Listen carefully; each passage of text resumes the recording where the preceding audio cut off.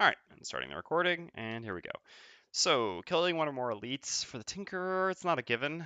There are flame demons in this scenario, though. Although, as usual, well, we don't actually know whether we will, in fact, find flame demons, or whether they're only, I mean, they're just laid out because they can be summoned. The other annoying thing is that Disintegration Beam can't actually kill elite flame demons on 4. On 5, it can on 4, yeah, but not on 5. That's rough as well. Use no items, huh? Definitely want to use our goggles. Yeah, we only need one check mark, and we don't need it that badly. I'd rather just try to kill one elite rather than absolutely not use my goggles all scenario. Just less of a hindrance, I should say. Okay. Allow no one to become exhausted or get the first kill. Well, we're going to go with no one becoming exhausted, because if anyone becomes exhausted, we'd lose. I guess technically not. If they make it to the door right, then we don't lose. We don't actually have those special rules yet. All right. But yeah, I think they can make it to the door and get exhausted, but still, for the most part, no one should be getting exhausted here. Open a door, or have 5 or more cards in hand and discard the end. Well, in such a long scenario as this, that's almost never happening, so we'll go for opening a door.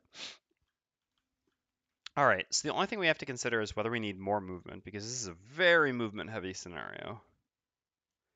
In that case, we would maybe get rid of throwing knives. I think that's fine, actually, to get rid of that and to bring this for a large move. Just because we're going to want as many move cards as we can. This way, if we lose 1 or 2 of them, we can still make it out of the scenario. Definitely keeping Swift Bow because we need some looting. So similarly,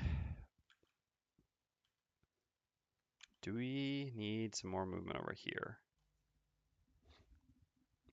I think so. I don't mind having the 1 push, but I don't think I need the 2 pushes here. So I think we can cut this. Hold on, I gotta blow my nose again.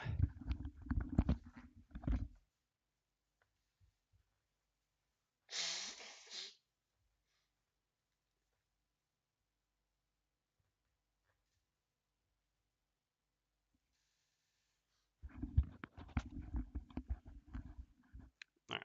Both the loot and the invis can be valuable here. The extra movement on Scurry can be valuable. And this movement plus the late initiative there can be valuable. So really any of those can be quite nice. Are there any other things I can cut? Not. Could cut Mass Hysteria. Against these types of enemies, Mass Hysteria is actually quite bad, right? Yeah, all right, let's do that. Let's get that out of here. So what I mean is, these enemies are very high health. I mean, they have shield. These enemies similarly are high health or have shield. So Mass Hysteria is good against medium to small health, effective health enemies, I should say, because obviously things with shield have higher effective health.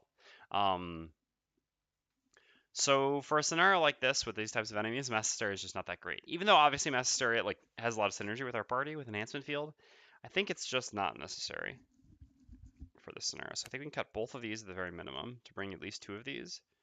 Definitely not this, not this. I mean, this is just also move 4 with good, with good late initiative. Could also cut Fearsome Blade. God, my nose. Hold on, sorry.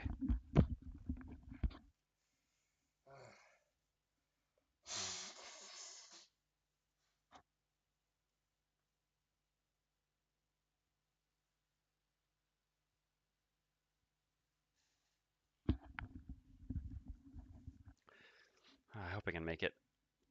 Sometimes it gets quite bad all of a sudden. I guess the movement will probably be as likely to help me get loot as the actual loot will. Because of the way the things are spaced, if I remember correctly, I would actually need to walk into a trap to be able to loot 2 things with loot actions. So let's try cutting these 2. I'm going to keep them to the side here, and let's bring these so that we just have as much movement as possible to make sure we can get out of this scenario. I think as as the Tinkerer, we've already brought enough movement. We have 1 more move 4, which is a really not good card with Proximity Mine. But we have 4 move 4s, although like I said, really only 3. But I think that should hopefully be enough. I don't want to cut anything out. I mean, I could cut Enhancement Field now that we don't have Mass Hysteria anymore. But it's still just an attack 3, range 3. Is Reviving Shock not good against these types of enemies for the same reasons? But we just don't have other good attacks. But should that be a move 4 instead?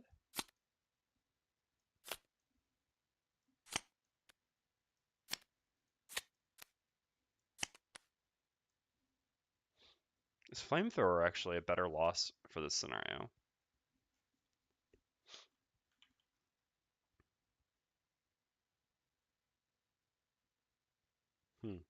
So let's see. Top attacks, we've got this. I mean, top actions, we've got like this and this every time. And that's it, right? I mean, I guess this heal. It's 3. So we kind of need these still. Otherwise, if we bring in like Flamethrower and Proximity Mine, we just don't have enough actions. No, alright, let's just keep it as is. I think it's fine.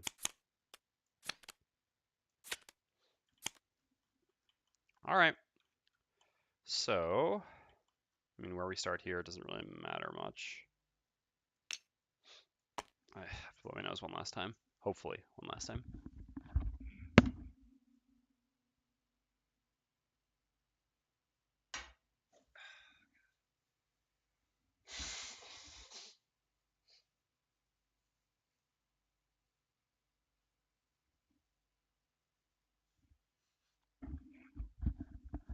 Alright. We'll hope for the best here. So how are we going to start out here? Well, we're definitely going to get the Mind's Weakness up. Might as well move next to the door and do that. We don't necessarily want to bust down the door right away, so we need to be careful about not killing it. But Mind's Weakness is obvious because it does some damage to the door and helps us to set something up.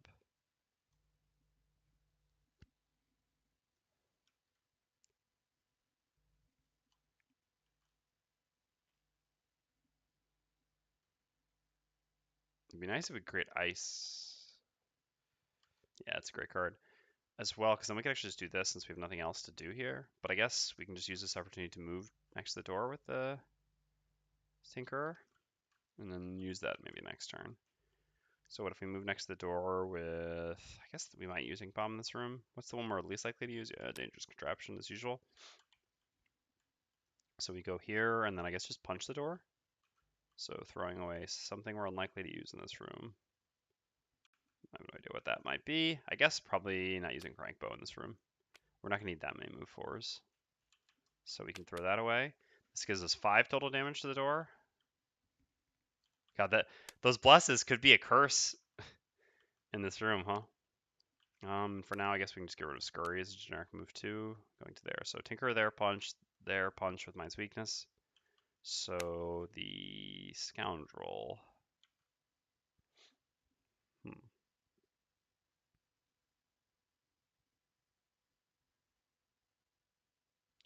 Basically just going to do a throwaway turn.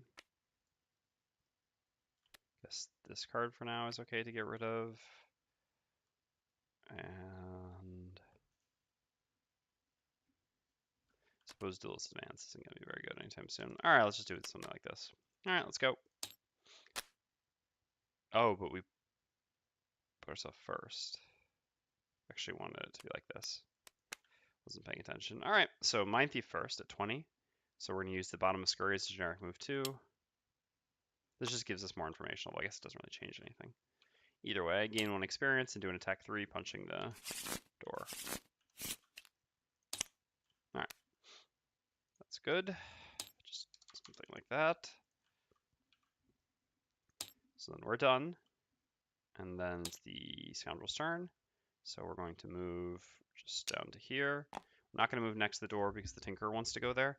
We've got move 6 with the Scoundrel easily, whereas the Tinker benefits from not having to move, so it's better to put the Tinker a bit closer. And we don't attack the door because we don't need it. So then the Tinker goes at 66, doesn't move forward with Dangerous Contraption. Moving to here, uses the top of Crankbow to do a generic attack 2, attacking the door. All right, great. I'm an idiot though, because I need the Tinkerer to kill the door, but in order to do an attack 3, I have to not be next to it. So I'd have to move anyway. I guess moving anyway is okay though. Alright, so we do something like this. I guess something like this, maybe because it gives better initiative. I don't think we'll necessarily be needing healing. Actually, no, the healing can be valuable because these things poison and wound, so that bottom heal is actually quite nice.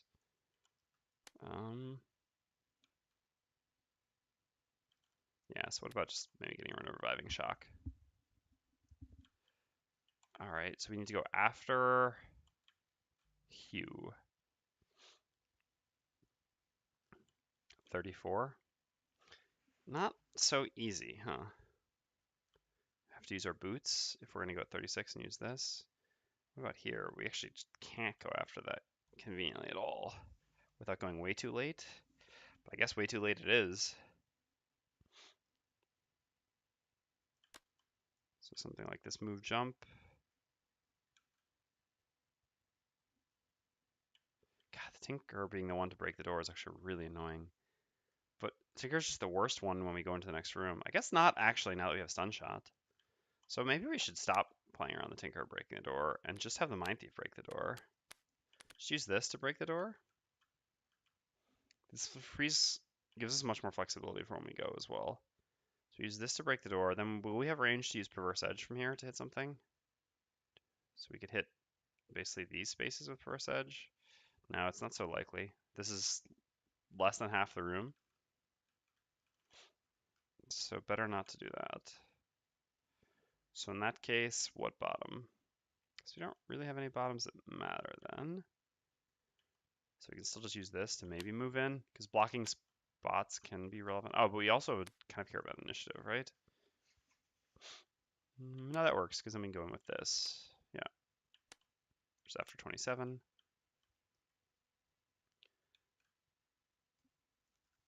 And I guess this attack, because the Mindthief can move next to something, and then we can poison and wound it. Seems good. So in that case, the Tinker now has more flexibility about what he does. 1, 2, 3. So it's the same issue. So we have to move, but we have to go after 27. It's not too difficult for us. I kind of want boots now that I have the move disarm to be able to more consistently disarm. Yeah, I guess I probably will buy boots next. But for now, we can't guarantee to get this. We definitely want to do this, though, I think. So we have to go after 27. So I guess that means, but we want to try to go before enemies. So I guess we should actually just use Reviving Shock for initiative to move here. That's fine. I'm not sure how good of an attack it is against the types of enemies we'll be facing in these rooms. All right, let's go. So first up on the Mindthief, gain 1 experience, and we do an attack 4 on the door. 5, door's dead.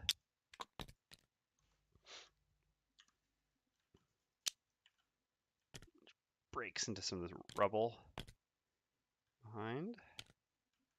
All right, so what do we have here? We have 2 regular lava flows, 1 regular ice storm. Oof. That's quite serious.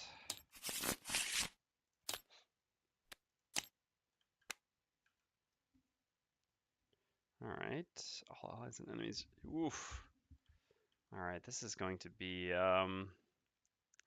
very, very difficult, actually. Oh, man. All right. Oh, I didn't shuffle.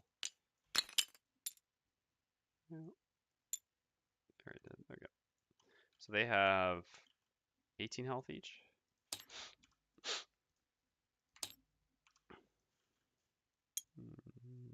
Well, I guess it doesn't matter that I shuffle this. There's only one of them in this room, and this is 16 health. All right, blow my nose again. Sorry.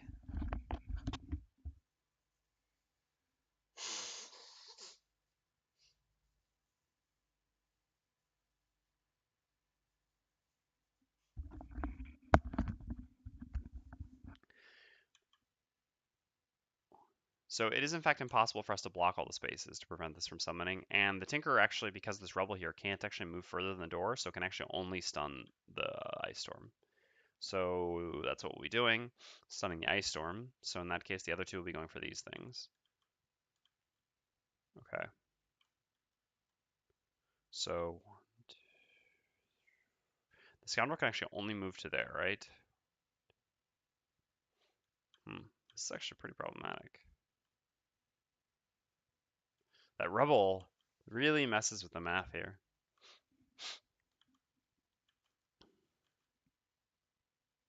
We'll see. Well, anyway, let's finish. Oh, yeah, this was supposed to be here. Because that was the reason we used this specifically to go after 27. For some reason, I just put the more exciting card on top. All right, so we have a move 4 jump now. 1, 2.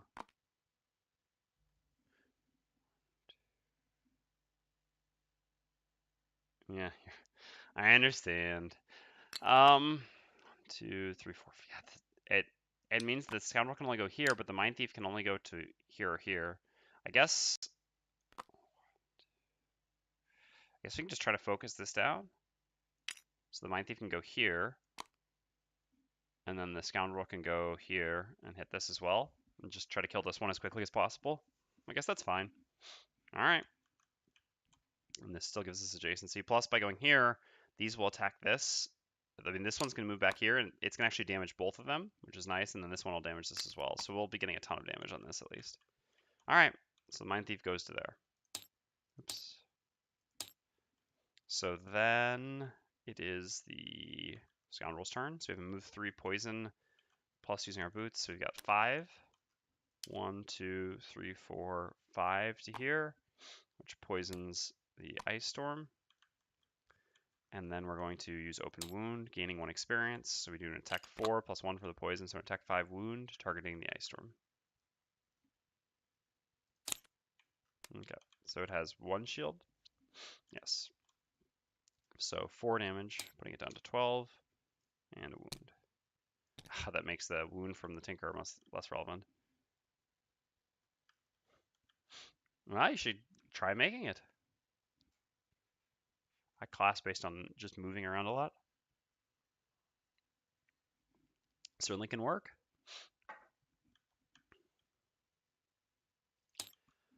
As Isaac said himself, he just got ideas and ran with them. All right, so then next up is the Tinkerer at 34. So the Tinkerer has generic move 2 with Reviving Shock, going to here.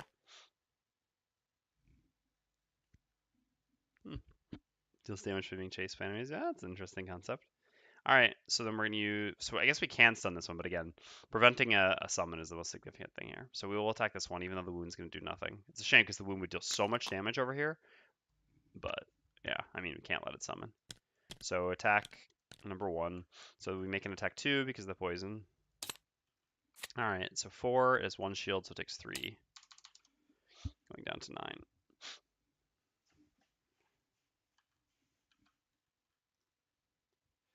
All right, so we're done.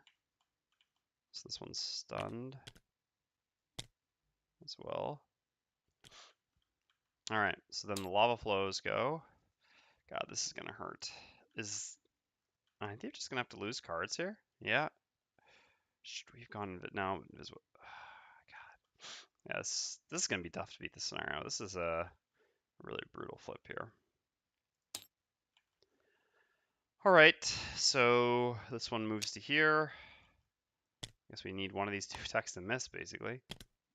No matter what those go on the Mindthief, but the first attack doesn't benefit from them, obviously.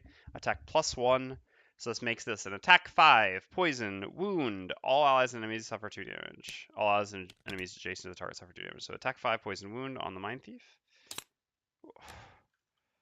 Just lose the card now. Yeah, I think we should.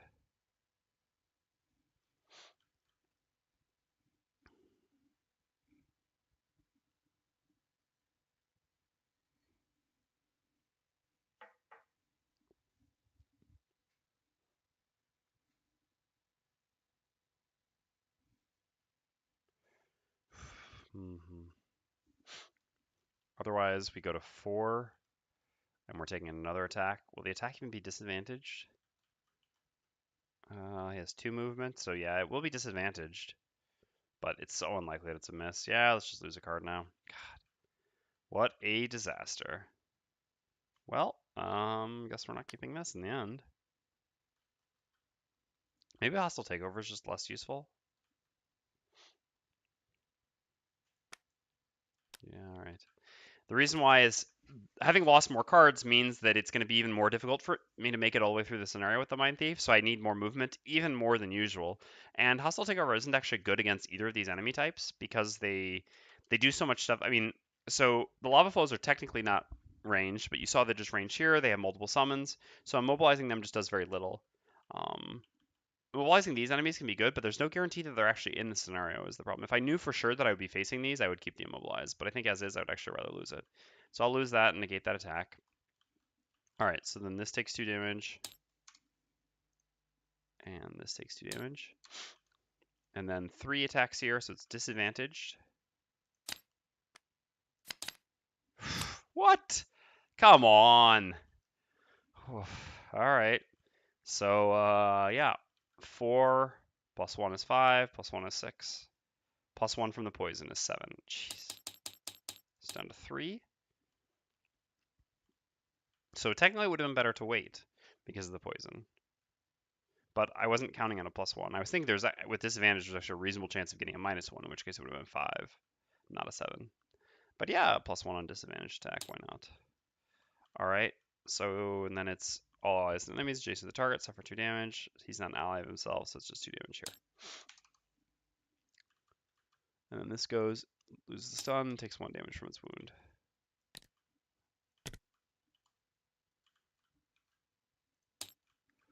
Alright, so no matter what, we need to use Empathetic Assault here. We have ice, we do not have ice. Oh, man, can we afford to not use Empathetic Assault for a turn? I guess. Problem is we can't even disable both of them. We can't create, we should have used our potion, I guess.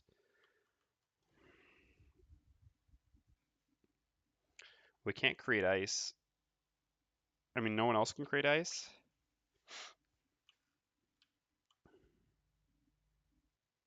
We already used this on here. Man, stamina potions make such an enormous difference for the Tinker. And playing the Tinker without stamina potions honestly feels terrible. Like, normally I would have been able to stamina potion this back on the Tinker's turn, and then I'd be able to stun shot this one and empathetic assault. I mean, then perverse edge this one, and then just worry about nothing in the room. But not being able to, I mean, having to wait so long between iterations of using stun shot, the lack of stamina potions hurts big hand classes definitely disproportionately more. I guess that maybe is one of the reasons why Isaac is so insistent on keeping stamina potions the way they are, even though they break so much in the game. I mean, like, obviously, stamina potions hurt or help the Eclipse class even more than they help the Tinker, for example. But in general, classes which are already kind of weak because of large hand size, I mean, at least a class like the Tinker, for example, man.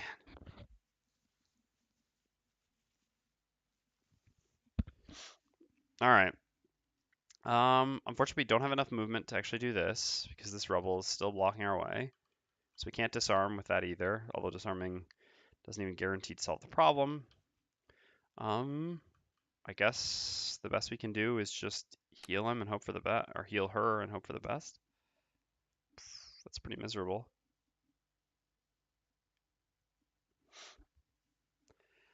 But I guess that's the line. So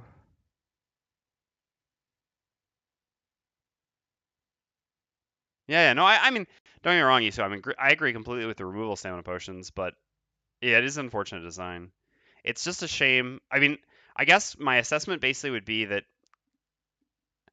classes like this class, or at least one other class in the game who has some issues that stamina potions solve, that is not a very necessarily intrinsically good class. Like, I think they just need something else. But you could also, I don't know. I mean, there are other ways to fix that. The Tinker, I don't know what the Tinker's random item design is, but for example, that could also just be like the Tinker could have a random item design, which maybe helps the class more. I don't know. It feels like this class just definitely needs help with the removal of stamina potions. It's better, I think, though. I mean, I definitely believe that it's better to remove stamina potions to solve that problem and then do something else to try to help a class like the Tinker than to leave stamina potions.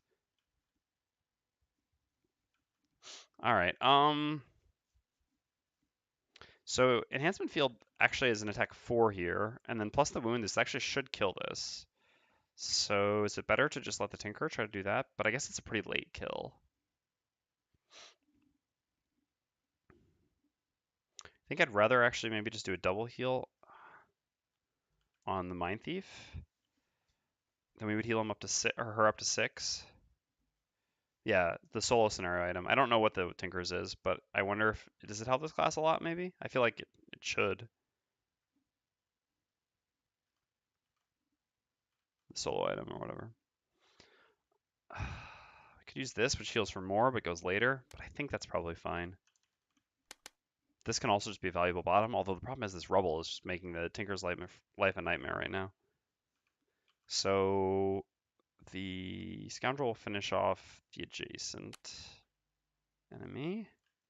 I guess pick up his coin. Can't do much else. Suppose now we can never, unless the Tinker moves, we can never block, but the Tinker can't really move. Helps with healing, but it's not really what the class needs though.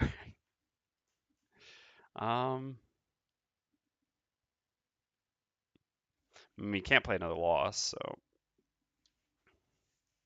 it's got to be this. Oh, the problem is then we go for. But we can't create ice unless we do this anyway, so we should still just do this. We're gonna take one from the wound, which sucks, but it is what it is. And then what are we doing for a top action? We need to save this, and we should save our best initiative. I guess we can just use this as, oops, sorry. This is a generic top action, then hamming it back. I guess in that case we can just use, and it changes nothing. All right.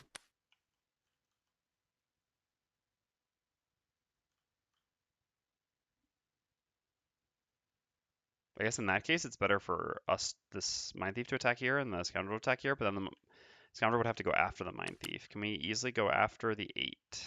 No, we cannot.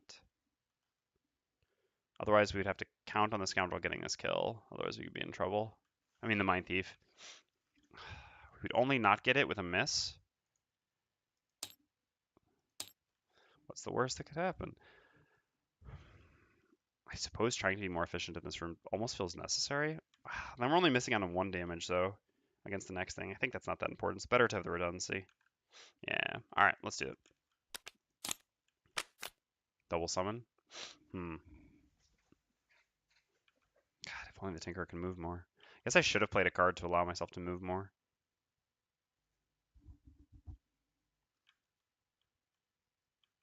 There's no way around this now, though. All right.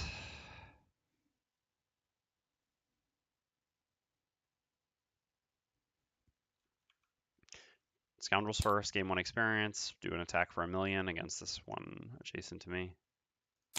Yeah.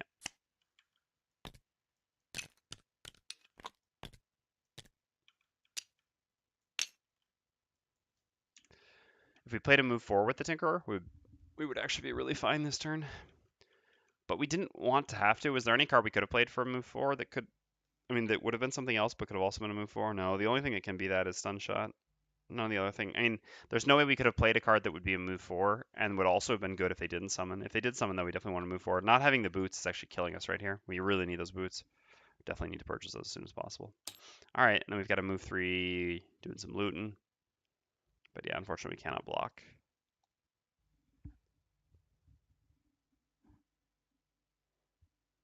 How are we going to deal with an Earth Demon? 17 more health and Immobilize. And we got rid of our Immobilize on the Mindthief. Woof.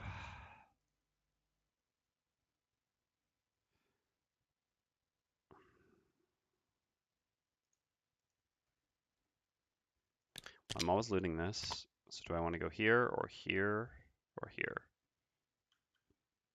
Guess here. No, I guess here so that I can absorb an attack if necessary.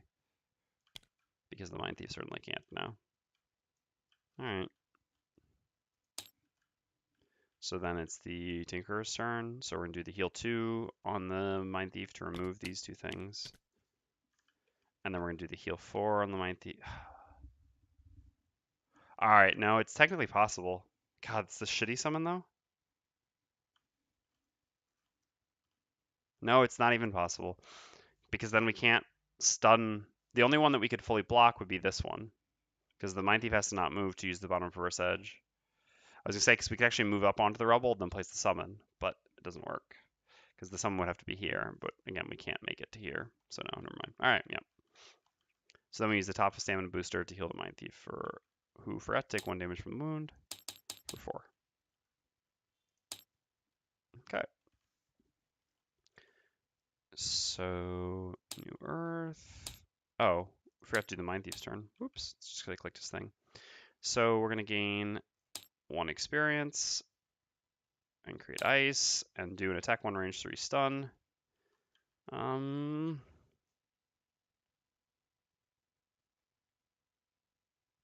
Yeah, I guess, like I said, I'd rather have the summon thing here. So I guess I stun this one, even though it's disadvantage. It's just an attack 1, doesn't change much. Alright, so attack 1, stun on the adjacent one. Disadvantage because it's ranged. I would have missed anyway. Unfortunately, we lose the +2 for our following attack. Alright. And then we attack with the top of Gnawing Horde as an generic attack 2, +2 from Mind's Weakness. I forgot to put the Mind's Weakness into the active area. I figured it. I would have forgotten that. Alright. So it's an attack 4, and I will use Hammer Potion in a second here. Yeah. Yeah, unfortunately, we did lose 2 damage, actually, because of our choice to attack this one. But I do think it is better to have the Earth Demon here. Okay, and then we'll use a Slice of Ham to get back Gnawing Horde, which we used as generic attack. Then the Tinker does his turn, and then they all do their turns. This one loses the stun. And a Summon Earth Demon. Alright, so what's up next? Oh, we've forgotten to use our Hammer Potion. Do it here, though. Single out plus backstab is generic. We have adjacency on this one, yeah, which is the one we're going to try to kill. And generic will allow us to Hammer it back. As for here, Disintegration Beam allows us to move here and disarm the Earth Demon, which is fine because we need to get past the stupid Rubble anyway. And the poison on the other Sava seems pretty good. Will deal a significant amount of damage. As for you, we have ice now, so this does do what we needed to, and we might as well get the free 2 healing now. Even though I want the healing later, the Tinker can also take care of it. And we're going to try to stun the thing that wounds anyway, wounds/poisons anyway, so hopefully it shouldn't matter. So might as well just use this now and hope to kill him before he ever gets me again. And if he does get me again, like I said, we still got healing either way to remove. Alright, let's go. Yeah, I messed up there. That, because I just saw 2 things, but of course not the correct 2 things. Alright. So, first up is the Scoundrel. Gain 1 experience, and we do an attack 5, targeting Lava Flow number 3. Nothing special to use just yet. Ooh, alright, well that helps. That helps. So he goes down to 2. Oh, we still can't kill him though. Because this is, I guess the Tinker can. With our attack 2. Man, now I wish I used Enhancement Field. Oh well, I just have to not get a -1. I guess we'll probably use the goggles, to be honest. Alright, anyway. And then we have a generic move 2 with single out. But they move before they attack in a line. Oh, they have Earth too? Woof.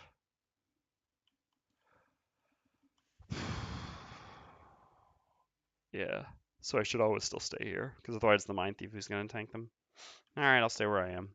And then I'll use a Slice of Ham to get back. Oops, backstab, which I use as generic move 2. Okay.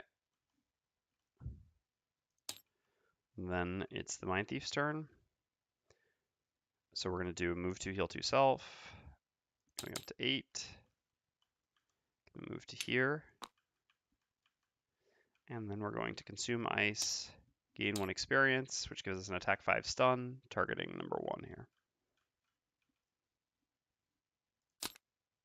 Wow. Talk about the flips. Alright, trying to bounce back.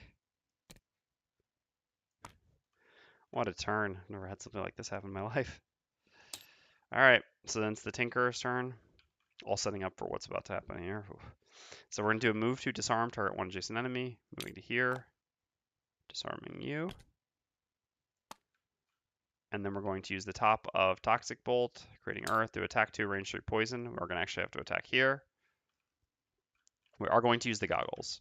This is an attack 2, which we need to deal 2 damage with. Even though we have only a 1 -1 and 1 miss in our deck, it's just not worth taking the risk of letting this make an attack, an attack 5 wound poison, instead of just being able to kill it here.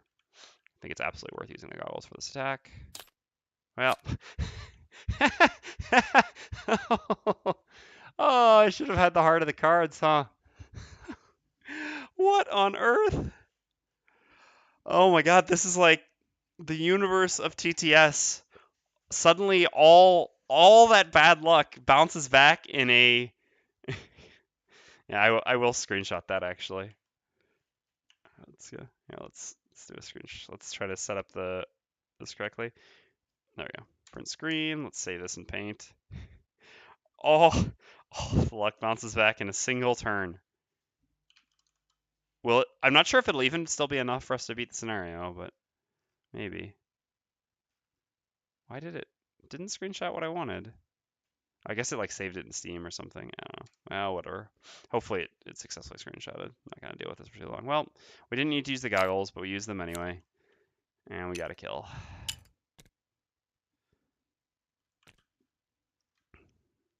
All right, I'll take it. And so then we're done, and none of the enemies actually do anything. Well, except unfortunately, I guess the Earth Demon does create a new Earth. Oh no, we created Earth anyway. Okay. So, what can we do now? Well, let's play our cards and see what's the best thing we can do. Kind of same story here. Just left for the dregs. As for you, best attack. Giving an ally back one card doesn't really change anything. Yeah, but just today, indeed. Is it us who can loot nothing? No. No one's exhausted. Kill one or more elites. We haven't seen any elites yet, so. And reveal a room by opening door. Alright, that's fine. So what do we actually want to do? So we want to attack with attack 3 because it's basically the best thing we can contribute here. We're definitely not playing a loss for just these 2 remaining enemies. And yeah, might as well wait to have ice for this, which I guess can theoretically happen next turn. So, but I guess, yeah, if this doesn't die, which there is a reasonable chance it actually doesn't die, I'd rather have this next turn after it goes so that I can, well, no, I guess if we hit it, it's like 4, 3, 2, it should actually die.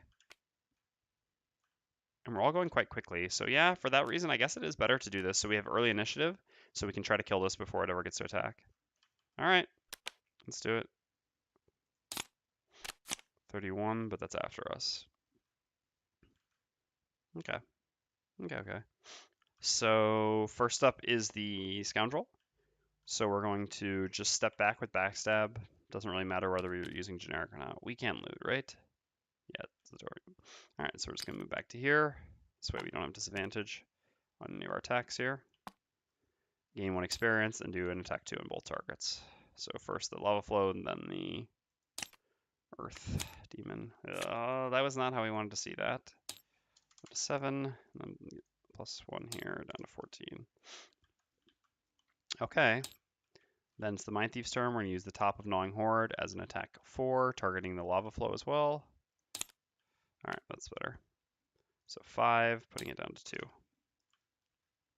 And then the bottom, there's not really any point in moving anywhere. I guess we'd rather have the Tinkerer get hit, although no one's getting hit. Oh, the Immobilize is going to be everyone within range 3. So it wasn't necessarily the best to go there. So, but no, then we'd definitely rather stay here so we can keep hitting it rather than being immobilized away from it. Okay, so we'll just stay where we are. And then the Tinkerer goes, and the Tinkerer's going to use Enhancement Field as an attack 3 range 3, targeting the lava flow. So we just can't, even a -1. I mean, this was unnecessary. It was actually bad, but still whatever. As long as we kill it, it's fine. The only thing I couldn't get was a miss. Even a -1 would have been fine. But actually, it's just to continue our chain of crits. Okay. And then we have a move to heal 1, affect all adjacent allies. We're going to actually go here because I really need to get some boots now. So I don't mind picking up some cash. And this just gives a heal 1 to the Tinker, or sorry, to the Mindthief. And then the Earth Demon goes and heals itself for 3. Back up to 17, and immobilize. Consumes the Earth, which was created last round, to get immobilize on everybody.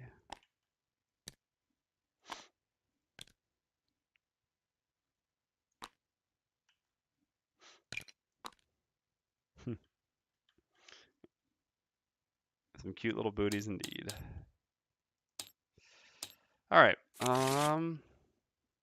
So the Mindthief is the one short on longevity, right? But the Mindthief is also the only one who can actually stun this turn. So I guess it's a short rest and bring back the Mind's Weakness. Yeah, that's fine. Please not Perverse Edge. Please not Perverse Edge. Please not Perverse Edge. All right. That's fine. Happy that I kept the other move for. I mean, having lost this to the reroll, I'm definitely happy with the choice I made to lose Hostile Takeover over losing Gnawing Horde. Because if I had lost 2 move 4s already, I probably would have actually already lost the scenario. So that was quite fortunate. Alright. So here, Mind's Weakness plus Perverse Edge, stunning and attacking. Scoundrel can long rest. Does give me the boots back. Having the boots is nice flexibility, and we're not doing much with a ranged attack, but I guess it just gives us the boots back. And we're also kind of dirtling. But I guess it's okay to dirtle a little bit. I mean, next turn, the Tinker can... I mean, I guess next turn the Mindthief can stun it again, and the Tinker can long rest as well. Yeah, all right. Although maybe we want to use the ice to... Well, I mean, I guess it's the same thing. We can actually punch with Ink Bomb and then use the ice, which is going to be created by the Mindthief, to give the Mindthief back Perverse Edge. Actually, because we... Yeah, I guess we can just get back both of these and just do the exact same turn again. So yeah, we don't lose anything. All right, so we'll take a log rest. It doesn't heal us, but lets us choose what to lose, and most significantly gives us our boots back, which is quite nice. Boots are just really, really great. All right, so Mindthiefy. 2 experience, creating ice. First we'll do an attack 1 disadvantage and then an attack 3.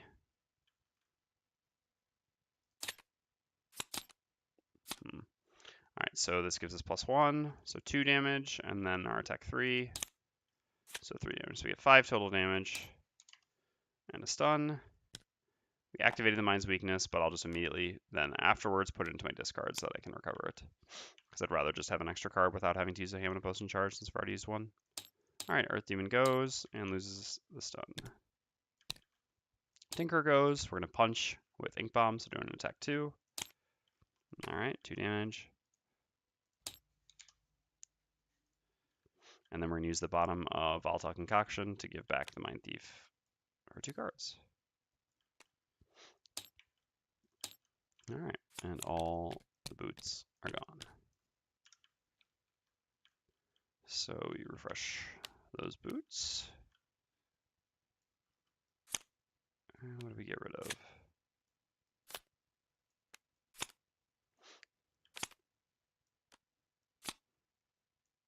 Well, it's kind of silly because we didn't bring Throwing Knives so that we could bring this for more movement, but we are now just going to get rid of this. I mean, we still have 2 move 5s and a move 6, and we've got this on top, so I think this is still the correct thing to do at this point. All right. So same turn here. Long rest here. And we can actually do Duelist Advance plus Swift Bow, which I think is the best. This actually gives us an attack 5 without having to move towards him. We don't necessarily want to move towards him because we're already next to the door.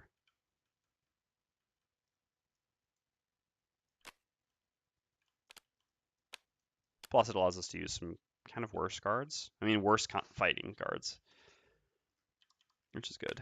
All right, let's go. Why did I eliminate you? Didn't mean to.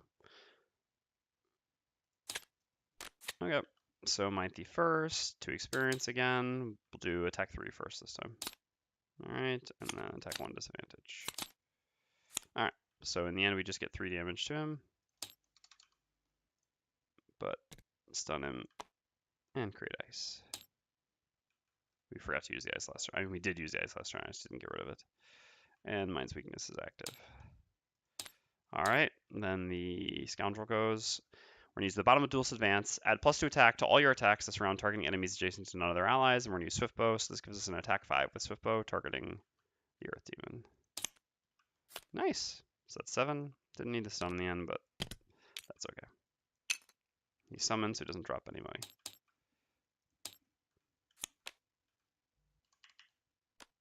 Refresh these goggles and choose a card to lose. Probably okay to get rid of Enhancement Field. It's that or Reviving Shock. But Reviving Shock, even if it's not good against a lot of enemies here, it's still good against half the enemies and slightly higher upside than Enhancement Field. I guess Enhancement Field is higher upside with Ink Bomb as well, but we've got a lot of non-move bottoms still. Alright, so let's get into this next room. The Scoundrel wants to be the one to open the door, so go for it. And throw some daggers, I suppose. Sure.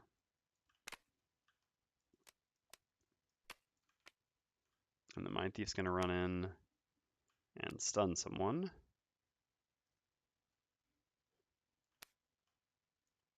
In that case, would it just be better to go after the Mindthief at like 6? Yeah. Oh no, but because we want to open the door. But there's always the last door to open. No, because the last door we wouldn't. No, we would never. If we don't open this door, we'll never get to fulfill our goal because the last door opens.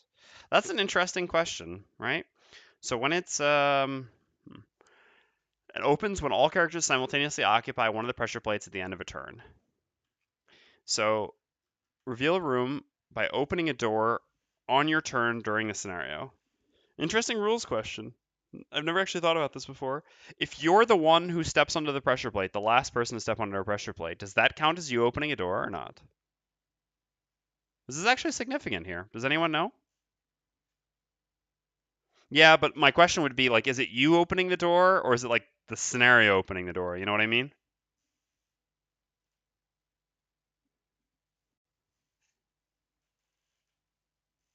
I mean, I'm inclined to believe that it could actually. I mean, that it should, I guess, count for you. Let's go take a quick peek in the FAQ. See if the FAQ knows.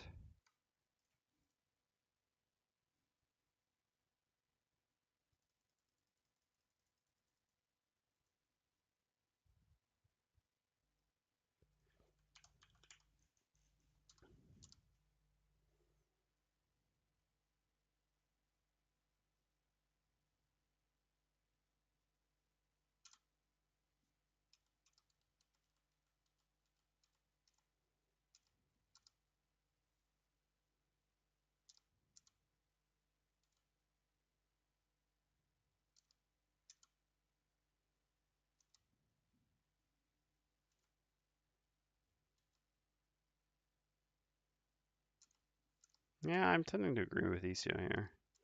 There's nothing in the FAQ about it that I can find. Control F every instance of doors. I'm checking. I don't think there is. All right. Battle goes. Reveal a room tile by opening a door on your turn. Yeah, I guess that's fair. All right, well, let's count it. So in that case, how likely is it that we want to be the one to step onto a trap or into a pressure plate last? Is it better or not? So the biggest problem here is it would be nice to be able to go after because we can move next to whatever he hits and then wound it. And obviously getting the stun wound combo on one enemy can be so valuable. It just depends which enemies we're facing. Because obviously if we're facing enemies that Flurry of Blades is good against, this can be just as good. But I think it's probably better to get the wound actually. And just try to be the one then to step onto a plate. I mean to be the last onto a plate. Yeah, I guess that's fine. We'll try that route. Alright. So in that case we do this. It's just so free to open this door now, whereas, yeah, but it's so much better to be able to do it like this. All right, all right. All right. Let's have a sip. There are no special rules when we open this door, are there? No, okay. So what's the Tinkerer up to? Well, I guess running and stunning, huh? What if there's only one enemy in the room? Is it safer to save the stun for one turn? There could only be one enemy in the room. I don't remember this room. I think most likely there are two. But there could only be one. The biggest, I guess, No, we don't have the Hammer Potion. Man, we do need to start buying some items on the Tinker. We need, at the very least, a Hammer Potion and some boots. Ugh. So, because if we had a Hammer Potion, we could always just use this generically then, if there's only one enemy. But, because if there are two, we absolutely want to play this. If there's only one and we play this, it's terrible, actually. Because then we have no more stuns. I guess it's better to just wait. Even if there's only one enemy, I mean, even if there are two enemies, we're not going to be able to, I mean, stunning it this turn or stunning it next turn is going to be equally valuable. I mean, obviously not necessarily because one of the two actions will be better, but we can't possibly know which action is better. So yeah, let's just go with a poison and a move for now. And then if there are two enemies, then we'll slightly regret it, but we're playing much safer against one enemy. I think there's a decent possibility. I think I'm remembering two too much. And two players, I think it is just like one elite in our Savas, but I think here in three players, there's probably going to be two enemies, but we'll see. We shall see. It's also possible that it's going to be like one Savas plus one Elemental or something like that on three players, in which case I'd still rather save the stun because I'd rather just be able to chain stun the Savas, which is such a higher threat than the than stun one of the Elementals. All right. Unless it's an elite Wind Demon. All right. You're eliminated. Let's go. So Mindthief up first, move 5. Oh, 1, 2, so we got 3 movement left. And, oh god. There's a lot more than one enemy in this room. Well, now I regret what I did. I regret deeply. 3 enemies? Yeah, so I was right, though. In 2 players, there is just 1. That's what was making me think like that.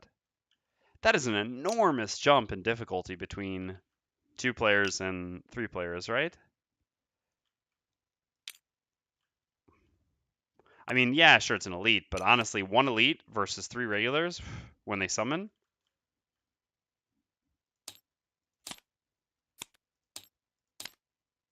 This again, huh?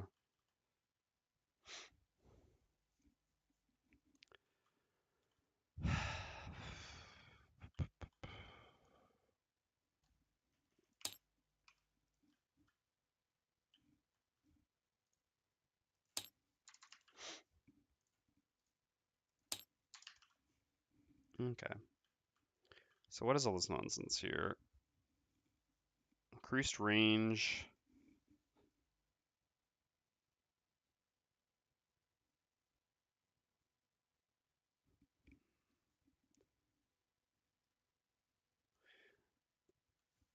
So this has 2 movement and 3 range.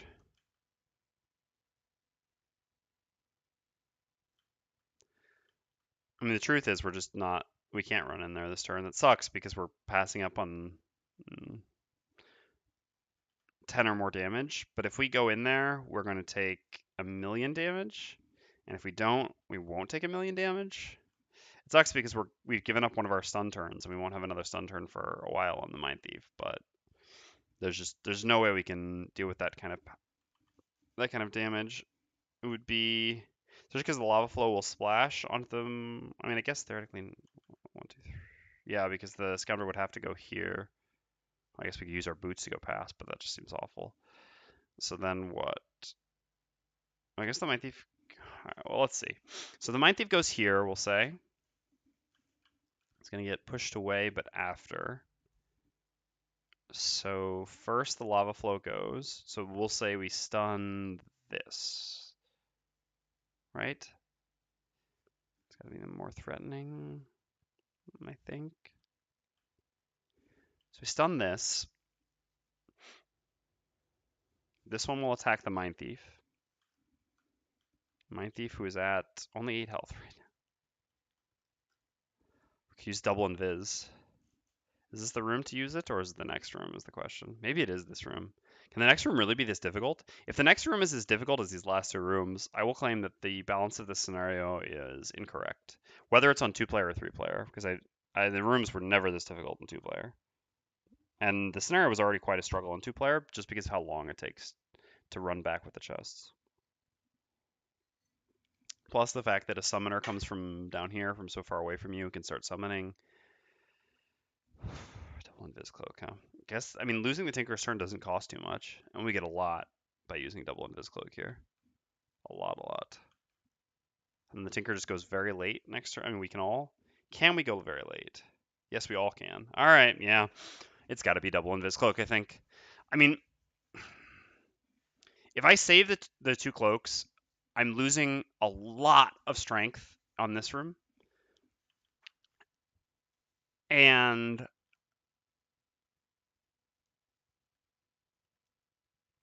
I'm betting on the next room being as difficult or more difficult. Whereas if I, yeah, no, it's got to be here. I'm going to move this way so just I can't actually accidentally see. But basically, even if the next room is as difficult as this room, I mean, all right, if the next room is somehow more difficult than this room, then I will have made a mistake.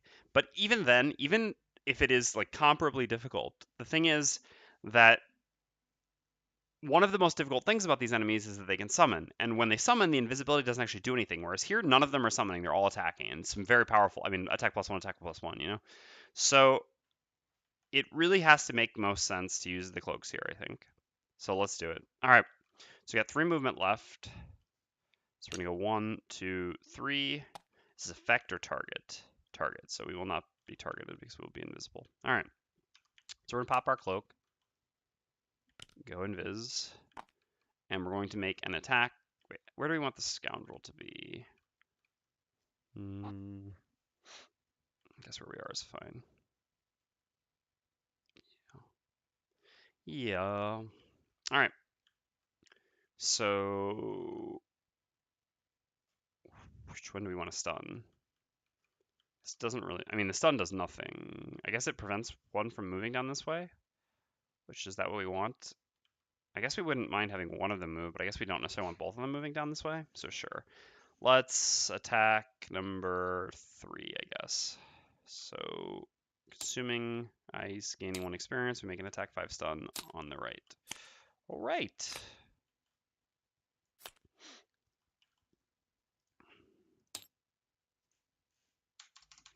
Down to 8. And stunned. At least we're flipping well this scenario, which scares me, but still. All right, then the scoundrel's up. So I'd plan on focusing the same target, but because we got such a big crit here, I would actually rather hit this target so that I can get a wound on a target who's likely to tick down for a while. Oh, crap. Good catch. Unfortunately, that didn't matter there, but yeah. I got so distracted by the 3 enemies that I actually forgot to place the stuff. Good call. Fortunately, nothing that's impacted what we've done thus far. Nor really would. I guess it would impact our ability to get around behind, but fortunately, that's not what we're going to do anyway. I mean, we could still actually make it. But anyway, because we've done so much damage to this one, the wound actually won't deal that much damage. It'll probably deal like 1 damage, whereas a wound on this, I mean, obviously there's a possibility that they heal, but if they don't heal, that wound could do easily 3 or 4 damage, which is just so much more valuable. So I'd rather actually wound this one rather than focusing this target down, since with 8 health, the 2 of us should be able to kill it next turn anyway. So I'm going to move 6 with backstab. 1, 2, 3, 4, just going to here. And then I'm going to gain 1 experience and make an attack 4 wound, targeting number 4 here, the Ice Storm. Okay, so 5, but I believe is 1 shield, yes. So 4, putting him down to 12. And because I have that adjacent ally, wound. And then I'm going to also pop my Invis Cloak. Okay, and then it is the Tinkerer's turn.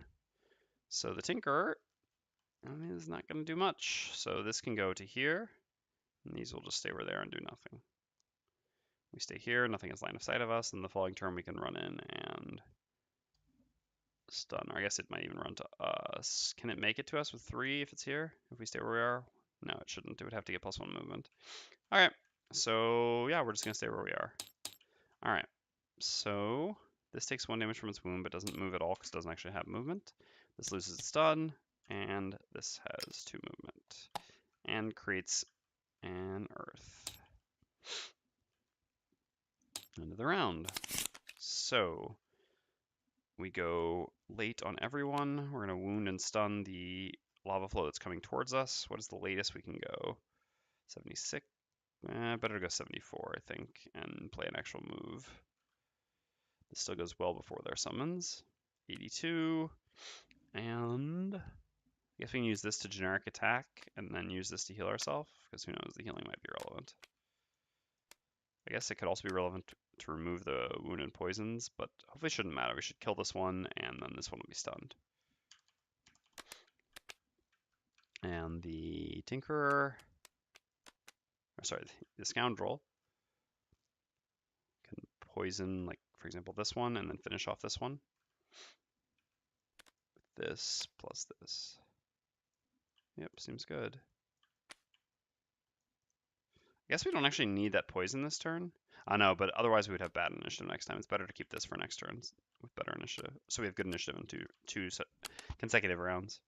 All right, let's do it.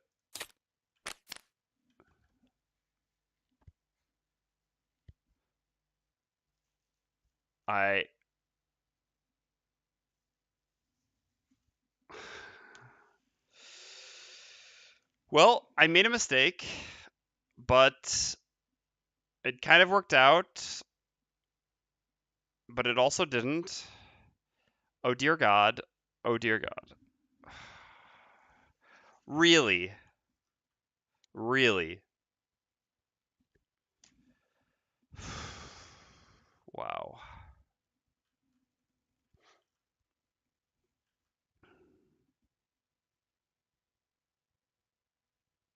I assume this affects invisible people, right? I mean, it doesn't say target or effect, but I would have no reason to assume that it doesn't. That is awful. Yeah, so I literally got hard countered with my strategy. I mean, I made a mistake here because I actually needed to go late this round. I forgot about the invisibility, although it kind of ended up working out all right. I don't know. I mean, I probably just lose now, though, I think, because I'm giving up this. I won't have this next turn. I don't have a Hammond potion to bring it back. And the fact that this is going to disarm all of us when we're going late, like, that's insane, actually. This is why I'm always suspicious of when I'm flipping well, because something like this is bound to happen. That is, yeah, I mean, unspeakably bad. It turns a room in which we invested a lot of resources to do well, admittedly making a mistake, into quite a mess. All right, well, Scoundrel at least gets to go first. I mean, killing this doesn't actually change anything now. Nothing we can use that changes anything now.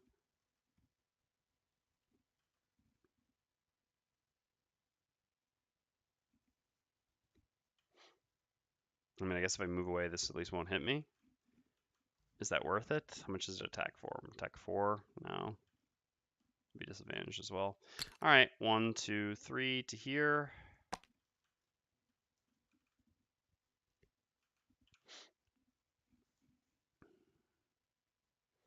And poison this.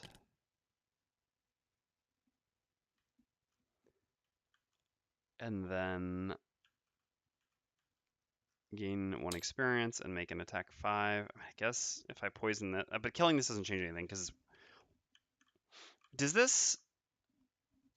I have so little experience with this. Does this happen multiple times? So do I also?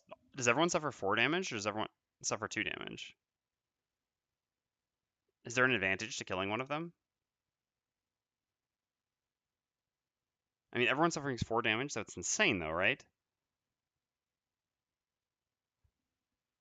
There'd be 12 guaranteed damage, which is unavoidable. Each one performs that card. Yeah, all right. So there is some value to killing this, although I would have to try to get a +2 with the poison. No, I don't even have a +2 left. Or maybe I do have 1, but no, I don't even have a +2 left.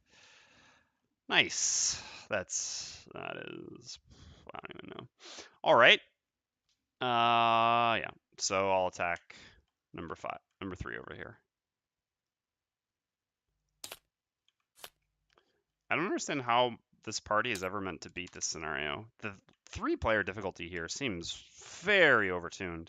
I mean, we're only playing on +2 difficulty, and I think after this, I don't know, maybe we'll still win. Who knows? But it seems very, very difficult to imagine winning after this. We're gonna like, I mean, the Mindthief's gonna be at half health. I don't know. We'll see. Maybe I'm wrong. All right.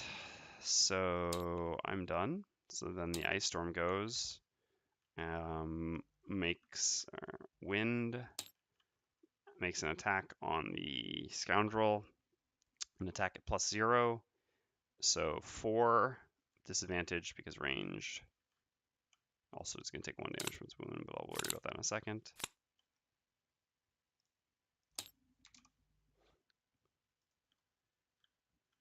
Yeah, maybe a level 5 Scoundrel can make some magic happen. That's a fair point, I suppose. That's actually a very fair point, I suppose. Because, yeah, as is, oof, I don't know, man. It seems like this party doesn't have a lot of chance. I mean, what's crazy is like it really has to do with the party. If you just swap any one of these characters out for the Spellweaver and you go into one of these rooms with Cold Fire, you just win the scenario, right? But it's a big difference.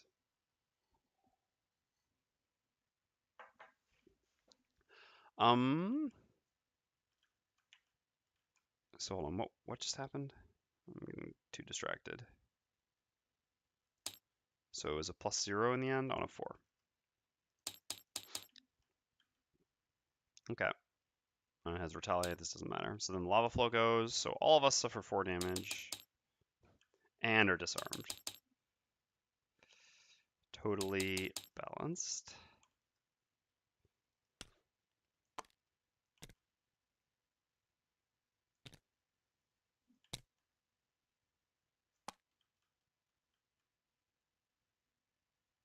I don't understand what this effect is, that it manages to disarm an invisible person.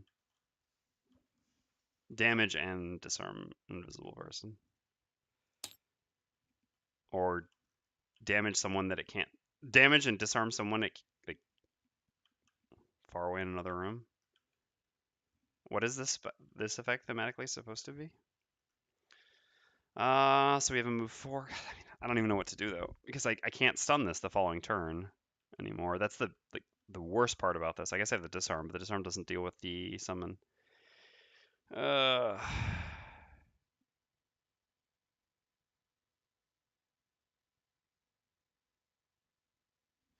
you, not using stun shot while entering the room would have been that with only one enemy, it would have been easy to CC lock him.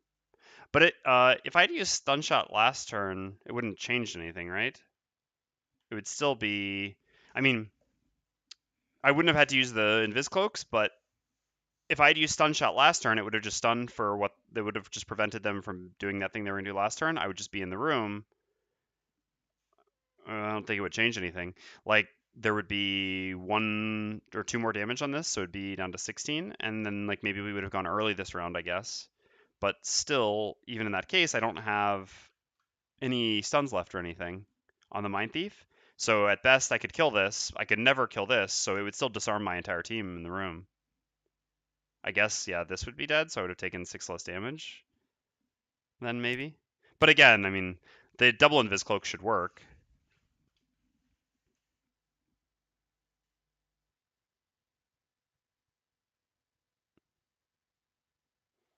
Oh, because if we had stunned both of them last turn, then they would not have produced Earth. Yeah, that's an interesting point. Would I have... Yeah, I would have stunned the other one. Yeah, that's a fair point. If we had gone for stun shot last turn, they wouldn't actually have Earth this round. Yeah, because I also would have going to create Earth, but I wouldn't have. But the thing is, actually, like I said, if there was one enemy in the room, it wasn't actually easy for me to stun lock it. If I had played stun shot last turn alongside Frigid Apparition, I would have had no stuns left this turn, period. So, I don't know. I'm not sure. I also kind of, what I mean is, I also kind of thought that, because I think in this last room, it's like, at least in 2 players, or maybe even in 3 players or 4 players, it's like a Savas and then some elementals, you know? I remember that this room had multiple Savas, but in my mind, I was thinking that this room would be more likely to be this room.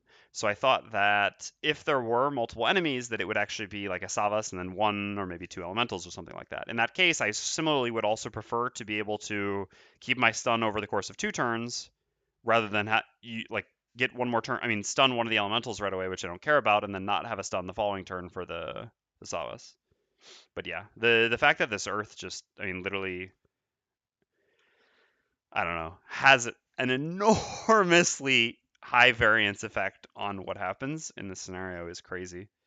It's just so bad. All right, so I get to do some move 4 to go somewhere if I want. I might as well move up, I guess. The following turn I'm going to, I guess, disarm one of them and then do some attacking or something. So I guess I can just move to like here. All right.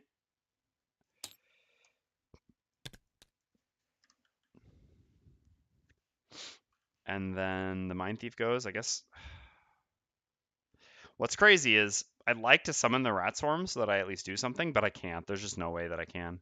I never beat the scenario. If the scenario was just to kill all enemies, right now, absolutely 100%, I summon the rat swarm. Even though, like, obviously against level 5 enemies, the rat swarm is pretty garbage. Just to have done something this turn, I think it still would have been worth it. But because I have to make it all the way back to here, and the Mindthief has already had to lose a card to negate damage, if I go down to just one move 5 and that's it, and I have no more move 4s, there's no way, even with Scurry plus the move 5, that I make it to the end of the scenario. So I actually can't even summon the rat swarm here, which sucks. Alright, well I can't heal myself for 2. That's about it. I can create ice using a potion. Can I even afford to short rest early with how little longevity I have left? I don't think so. Plus I can also just kill this myself with a generic attack next turn. Yeah. Just have to hope that this doesn't, I guess that they both don't summon, basically. But yeah, generic attack from me is still good enough, so now I don't need to use a potion. Alright, so I healed for 2. Is there anywhere else I want to go? No, I'm fine where I am. Alright, so we lose this and we lose this.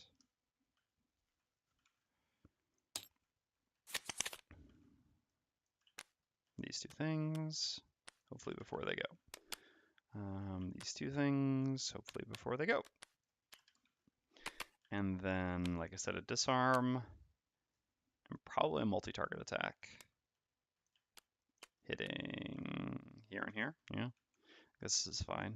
I mean, maybe they go before the 34 and then the disarm does nothing, but I don't know. At this point, I've got to get a little bit lucky, I think, in order to actually beat the scenario, so let's give it a try. Alright, so that's what we wanted to see. Well, that's kind of a different story, right? Well, we'll see.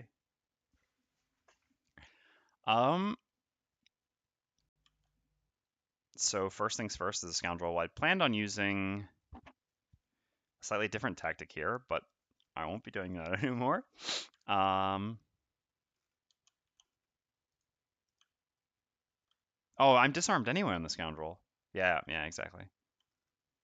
So what I do here doesn't really matter. I do have to move away from this no matter what, though. So I'm just going to move to here. I'm using one of these to move. All right, so then the Mindthief goes. I'm going to gain 1 experience, doing an attack 4 on top, targeting lava flow number 3. I guess I will use the push. We'll see if it actually matters. Hopefully it shouldn't. This is an attack 4. All right, thank God. So that's dead. I have to move away from the Ice Storm with the bottom of Scurry. That's a generic move too. I guess I'll just move to here. Should be. No, I actually need to be. Hold on. So the Scoundrel. Oh, it's too late. The Scoundrel can't be the one focused by this. I guess the Tinker will move here. But then I get disarmed. I guess then I just heal next turn. That's fine. I don't actually have attacks left anyway. Alright, that's fine. Okay. So I'll just move there. So then the Tinkerer goes. So I'm going to do attack 2, range 3, target 2, targeting both enemies. So it'll be 3 here, but really just 2. We'll just ignore the shield because of the poison. So on both of these, we'll do the Ice Storm and then the Lava Flow. I guess I can use my goggles now as well. I'm not going to get better than 2 targets for a little while, and I might end up long resting. Plus, we just need the boost in strength now. Well, good choice. Good choice. Wow. All right. So our 3 here becomes a 6, minus 1 from shield, so this does 5. And then our 2 here becomes a 3, which puts us down to 15. Then we're going to do a move to disarm 1 adjacent. And we're going to disarm you. So your attack is scary. So you've created Earth now so that you can reshuffle and do this again, right? All right, so then the Ice Storm disarms the Tinkerer. Takes 1 damage from its wound. And then creates a new wind. Moves 1 back and attacks the Tinkerer. So the attack is -1, so an attack 3 on the Tinkerer. Okay. Well, this one is disarmed, but like I said, it creates a new Earth.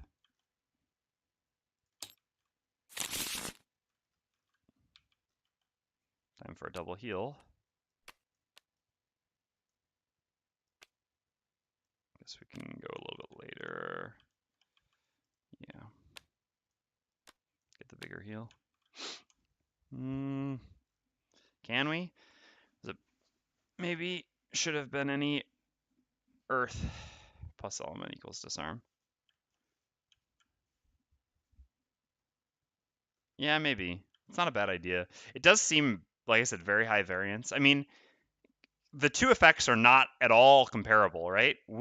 Yeah, wounding everyone is annoying, but I mean, it's just a little bit more damage and hopefully you heal it or whatever. Disarming everyone, yeah, exactly, is...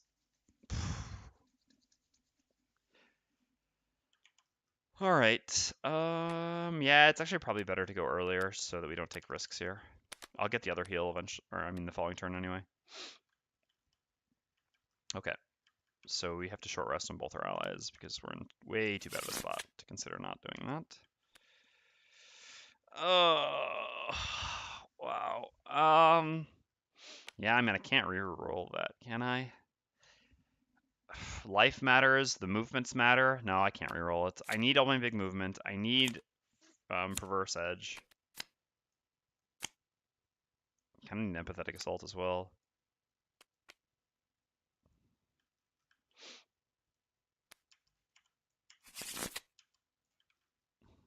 Well, I mean, I can't reroll. Can I really not reroll that, huh? God, just the life matters so much, but I actually think I should reroll that. Alright, that's fine.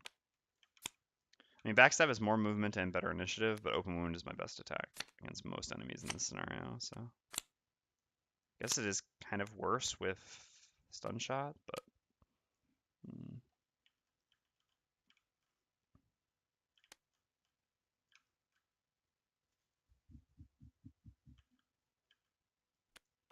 Alright, so we need to finish this off ourselves on the Scoundrel.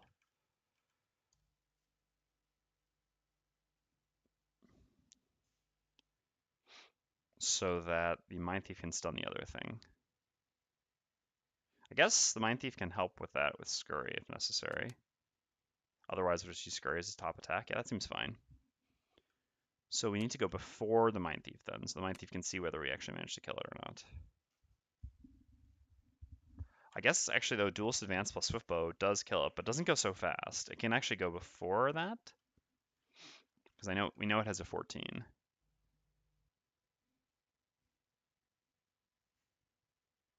But this should actually be fine. This lets us go before the Mindthief, and we can get an advantage. We don't want to use Open Wound, because Open Wound will actually be good on the other target.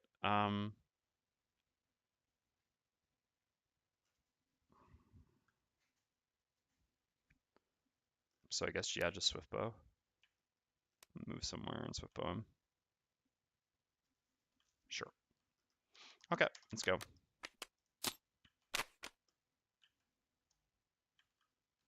So Scoundrel first, we're going to do move 4, gain advantage on all your attacks this round. 4? I don't know, I mean, it doesn't really matter where we go, I think. We need to stay near one of these to step onto it, but we don't want to step onto it next yet, because we want to be the last one to step on. All right, so we have advantage, and we make an attack 3, so an attack 4 because of the poison with advantage, targeting the lava flow. All right. So 5, so 4, so he's dead.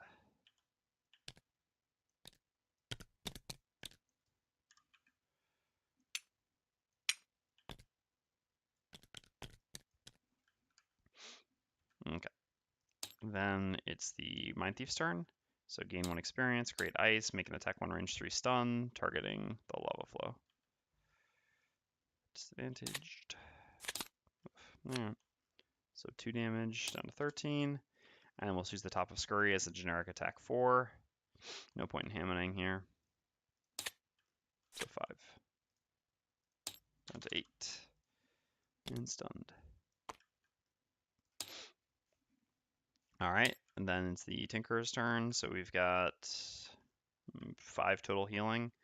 How should this be dispatched? Well, she's at least got that. So let's heal our... Because the Mindthief can heal herself consistently with Empathetic Assault. So I guess that's the least important one.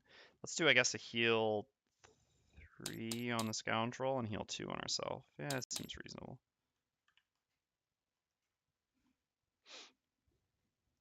Okay. And then the lava flow goes and loses the stun.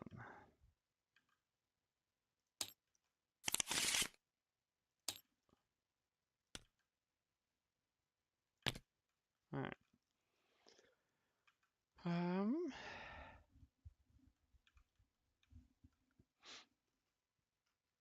So we want to give an ally some cards back and do some healing again. The Mindthief wants to heal herself and do some attacking. I guess 4 experience if possible. And the Scoundrel already has adjacent allies, but needs to move a bit more. A Hamina would be good here, but I guess we can wait a turn to Hamina. If we go from here, I can't make it on. I guess we can use a top. But we could also use a top to heal ourselves at some point here. How likely is this thing dying from just the Mindthief? Not. So we do need to attack it as well. Alright, I guess poisoning it's pretty good. 1127. Oh no, we need to save this. We need to save this. We want to heal ourselves with this.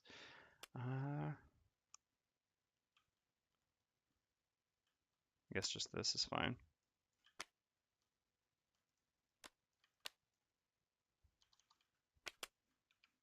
No, we need to keep one of our bigger moves. This doesn't make sense. We should only be using one of these. But then we don't make it next to it is the problem.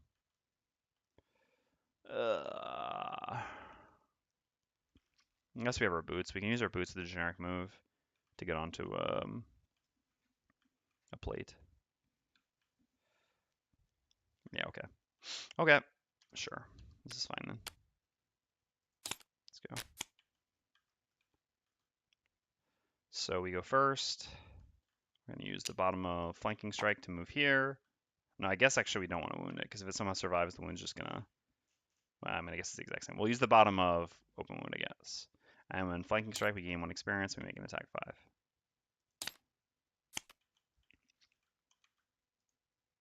Down to 3.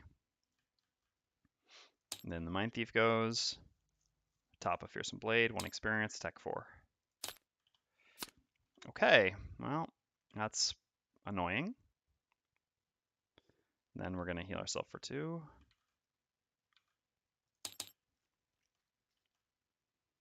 I mean, I guess we have to stay next to it at this point. So we'll just stay where we are. Alright, then Lava Flow heals itself for 4. Ugh. Man, if we had that Empathetic Assault enhancement, God, it is killing me. Then we would have done this first, and we wouldn't have killed. I mean, then we would have killed it here because we would have a strength and attack. It's just so valuable. All right, then we do heal 4, which is going to be on ourselves because the Scoundrel will heal herself. And then we use the bottom of Volatile Concoction, consuming ice, to give the Mindthief 2 cards back. Which I guess can be healing. No, because it should be. No, I guess it doesn't have to be stunning, because the Scoundrel can actually hit. So us hit plus Scoundrel hit is enough. So, but the Mindthief also is just going to long rest at some point. So it's actually not necessary to get this back. I mean, we have to long rest on the Mindthief, I think. Well, do we? And if we heal, we don't actually have to. But it would give us more time, but I guess it's not necessarily time we need. It's just risky not to. But all right, let's take this back then. And In that case, I guess any sort of top attack is fine. But I guess this gives experience, so that's fine. All right, we'll take those 2 cards back.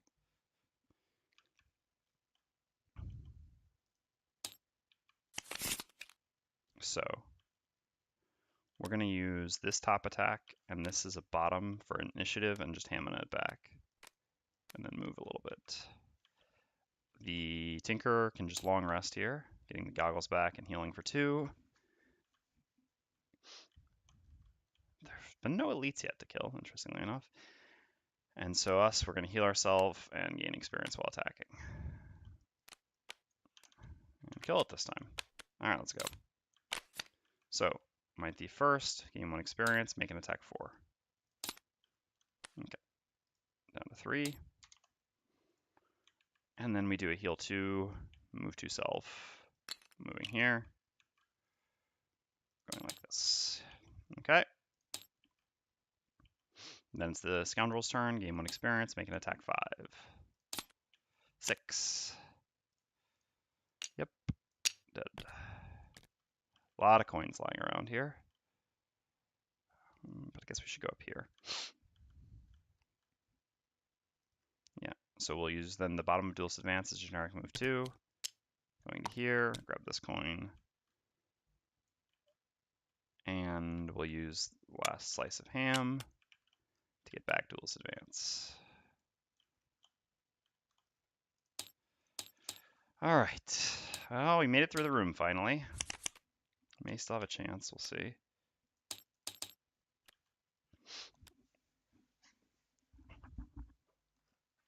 All right. So we need the Scoundrel to be last on stepping on the plate. So the Tinker can do a heal 3 on the Scoundrel, and then the Scoundrel steps on the plate and goes to full using the self heal.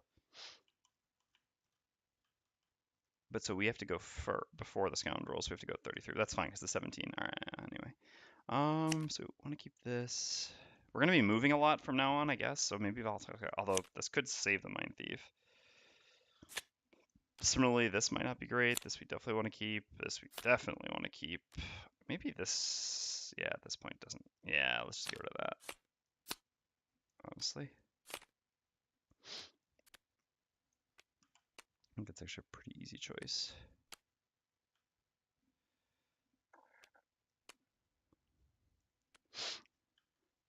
Yeah, I mean,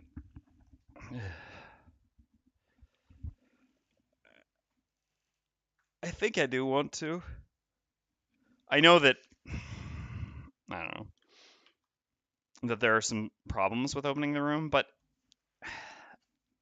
I've lost so much longevity already. I'm just afraid of wasting any more time or spending any more time setting up, basically. I know that unfortunately this is going to cause at least 2 summoners to be spawned, which is a big issue. Fortunately, this one's at least reset. This one hasn't, so this one's more likely to summon, unfortunately. But I think this is fine. Let's see.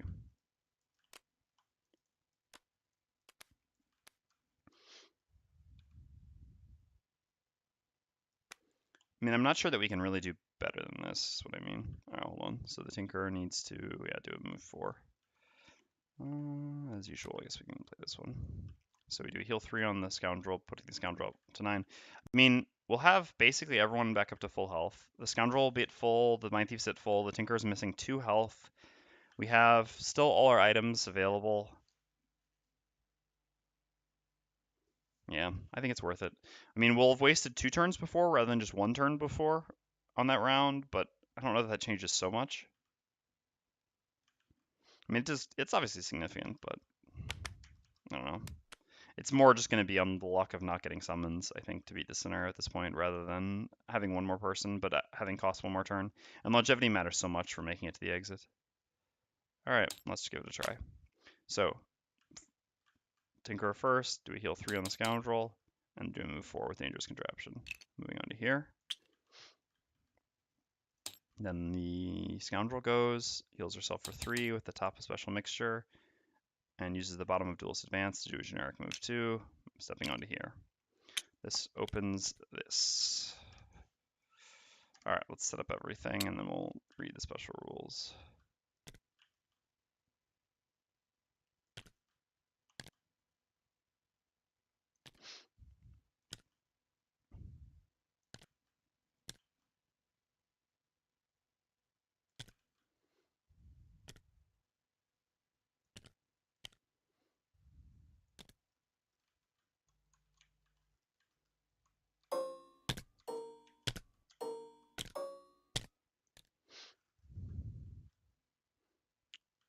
I just want to make sure I don't forget this. All right, so we have indeed an elite Savas, and that's it. So I was correct, definitely, to use the cloak in the last room. Not that it mattered, because AoE disarm. All right, please no summon. Okay, okay. Why not? And then we've got some stuff behind as well. All right. At the end of the current round, one normal Savaslava for 2 characters, or one elite Savaslava throw for 3 or 4 characters spawns in Hex D. Just down here. All right. So we'll have to flip. Wait, it's at the end of the current round. Okay. So it'll be an elite down here at the end of the current round. These are damage traps.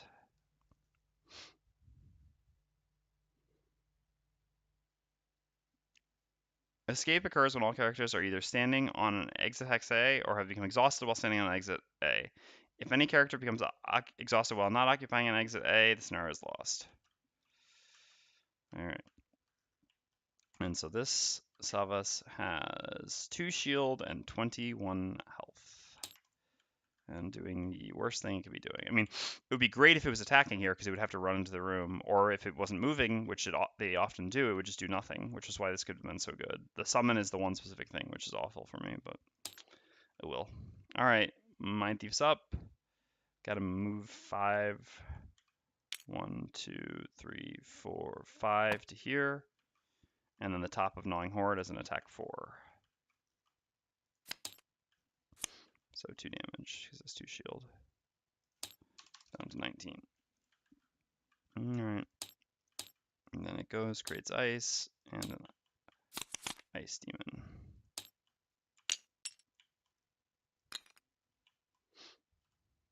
Okay, so how much? Or frost demon.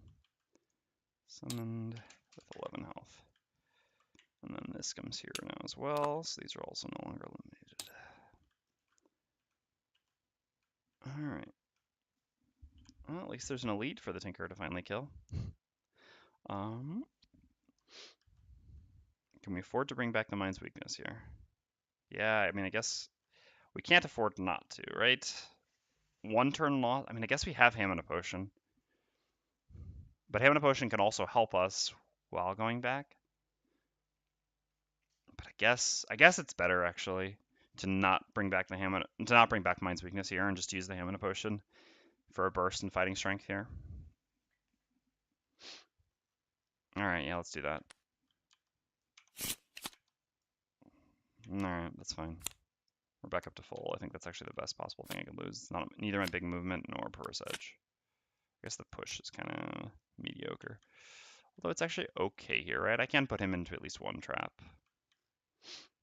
As well as stun him, which I guess is the best play for sure.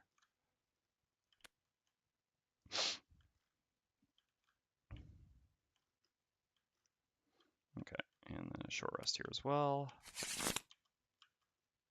That's fine.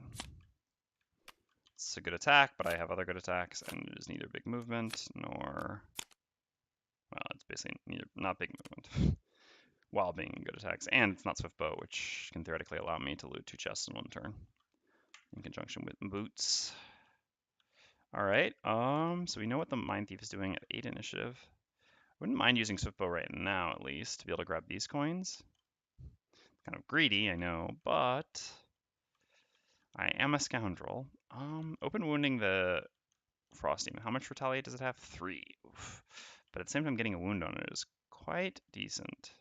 Guess we can get a wound on it with the Tinkerer, actually.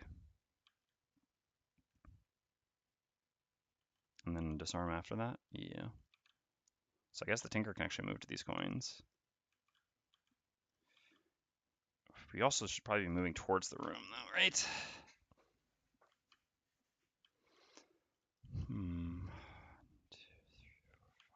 So what if we just ignore the coins on the Scoundrel? I know this is kind of a crazy concept, but this is probably actually the best play. This way we can get a wound on the Ice Storm before it gets pushed back in the trap, which again should be quite valuable on that elite.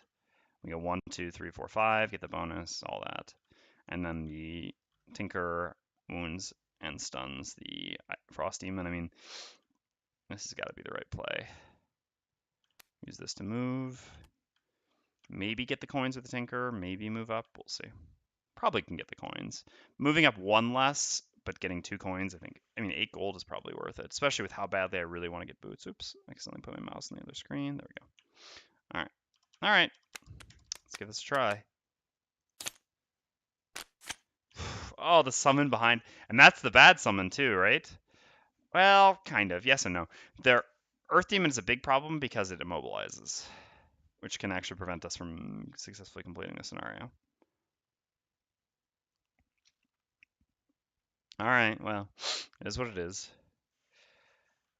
Scoundrel first. Move 5 with Flanking Strike. 1, 2, 3, 4, 5 to here. Gain 1 experience. Use Open Wound to make an attack 4 wound, targeting the elite. Beautiful. I mean, our modifier luck has been so good this scenario, I can't really complain so much. All right, so then we actually have to use Perverse Edge first, because after the push, he'll be too far away. So we'll begin with the bottom of Perverse Edge, gain 1 experience, create ice, and do a little tacky stunny guy with disadvantage, so no damage because he's got 2 shield. Oh, painful to see that. All right, well, it still does no damage because it just doubles the 1 or +1 to 1. Either way, it's a 2. And he has 2 shield. But then we gain 1 experience here. We'll do an attack 2, so attack 4, push 3, and we will use the push. That's true, actually. The earth being up is a big problem. God, that's so insane, too. That it can just do that. That I can just lose the scenario because of that stupid thing. Alright. 1, 2, 3. So our attack did 2 damage plus, I think 7 is the trap damage here. Yep, so 9 total damage. 10.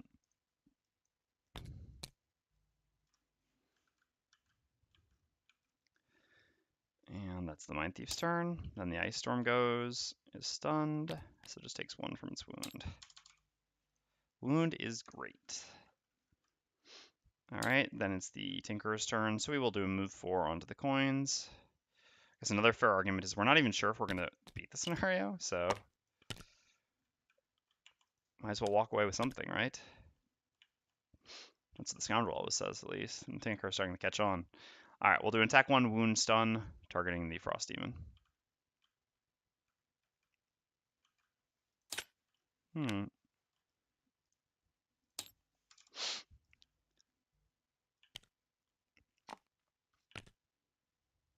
There we go. So then the Frost Demon goes. Oops. Loses the stun. Goes down to 9. And then the Lava Flow goes, creates Earth, and creates an Earth Demon.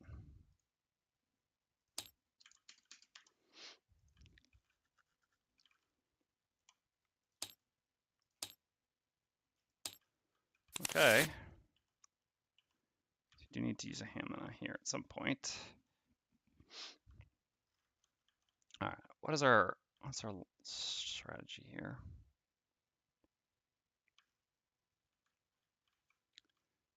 We don't actually have, well, yeah, that works. It sucks that we don't get onto the chest that way, but it's still got to be correct. Oh no, because we actually only have range attacks here. That's it. 1, 2, 3, 4. All right, well then I guess it's actually, oh god, not moving. But we do have to actually kill that thing. It's way too dangerous to let live. So if we do something like this, this actually gives us an attack 5 on it. Plus the Mindthief can run up and do an attack 4 on it. It's actually not really killing it though. But we don't actually have really movement this turn. I guess we have movement. If you here and poison it. All right, let's try that then. Oops. Is that a better strategy? Yeah, this is actually definitely better. What do we have afterwards? Kind of some junk, but that's okay. So we go here and poison it, and we can actually use Duelist Advance, do 1, 2, 3 onto the chest, and then attack again. So this still gives us an attack 4. It's 1 lower, but we also get poison on it, which is nice. And so then we can actually have the Mindthief go up after us at 20, so that he'll benefit from or she'll benefit from the poison. So we have to Hammond it back our top attack anyway, so this doesn't really matter. I guess in that case we'd rather keep our really good initiative, since we're gonna Hammond it. I mean, I guess no, yeah, because we need a big move as well. So then move 4 gives us like 1, 2, 3, 4 to here, and then yeah. All right, we'll just leave the Tinker to play around with this Frost Demon.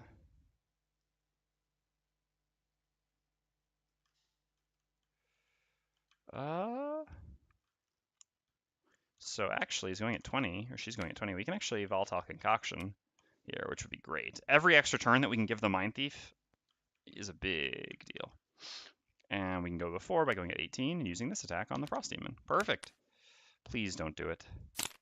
All right. Oh my god. That deck. And that is a disaster. That is so bad. Oh god. All right. All right. Whatever. Got a new plan. Well, Ice Storm goes first. Takes 1 from its wound. At least it wasn't a disarm. So it has shield 6 this round, so it doesn't look like we'll be attacking that. And it heals itself for 5 by consuming our ice. Nice!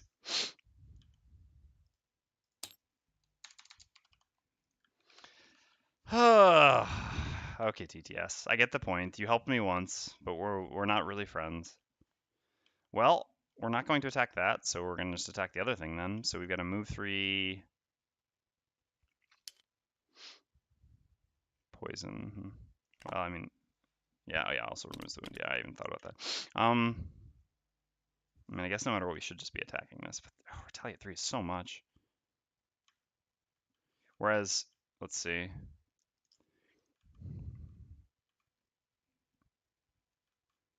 If the Tinker hits it first, the Tinker hits it for 2, bring it down to 7. The Mindthief still doesn't want to attack it then.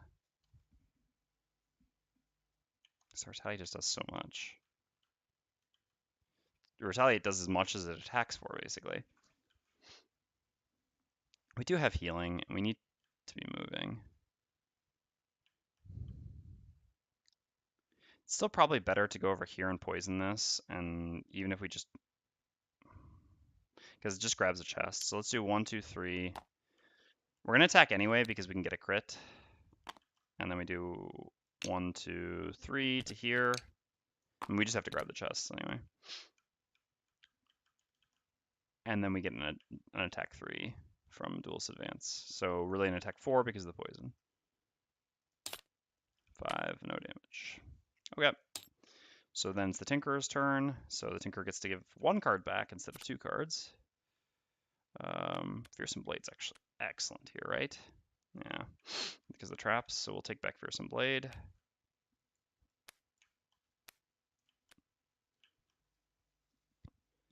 So this means we just don't have to Hammond right now. We can save the Hammond for later. And then, fortunately, create Earth, which we can't avoid, and do an attack 2, range 3, poison, attacking the Frost Demon.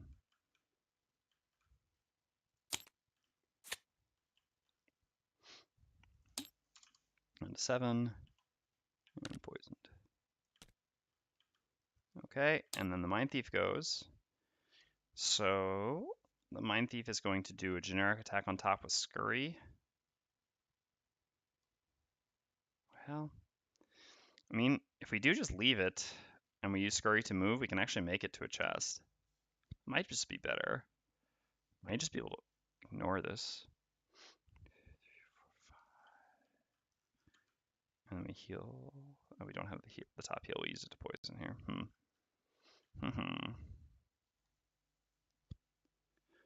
By attacking it here, even if we get, well, if we get a +1, then it dies to its wound before attacking. I think it's probably worth doing. All right, whatever. Generic attack with the top of Scurry. So attack 4 +1 from the poison, so attack 5.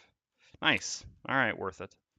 So 6 puts us down to 1, and then we take 3 retaliate.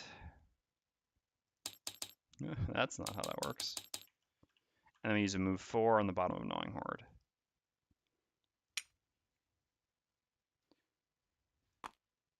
Three. We can just pick up the coin. Hold on, actually. Because we need to use Fearsome Blade. 1, 2, 3, 4, 5. Yeah, to there. Push him into the trap. Perfect. Perfect. Actually perfect. Okay. So the Frost Demon goes, dies to its wound.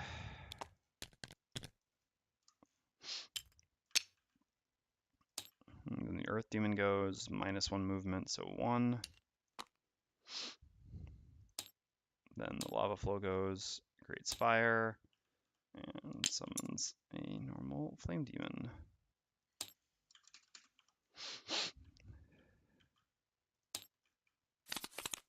Okay, so unfortunately we have to go a little bit later than we like, but it is worth it.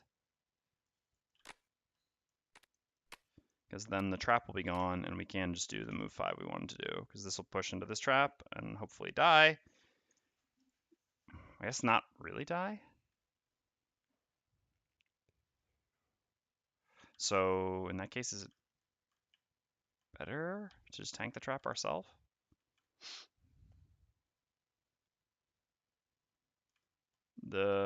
Oh yeah, good catch. Yeah, the Frost Demon did die to the Tinker's Wound. Thank you, Isio. It's been so long since I'd even thought about this, to be honest.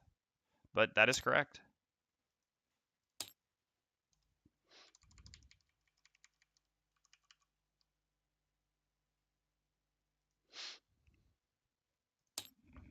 Thank you very much.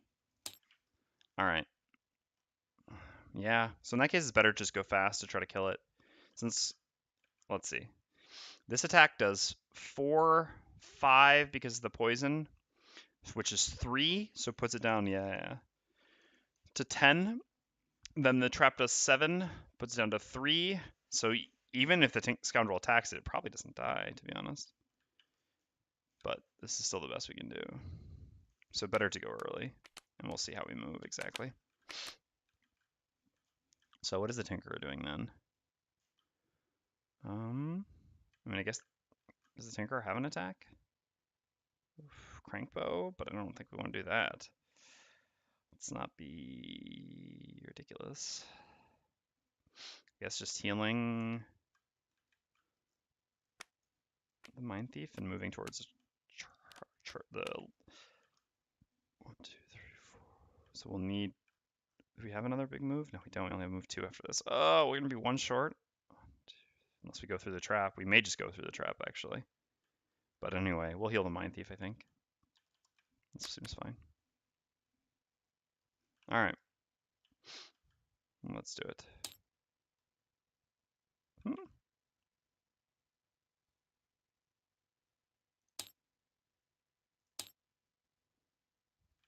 Which one is that?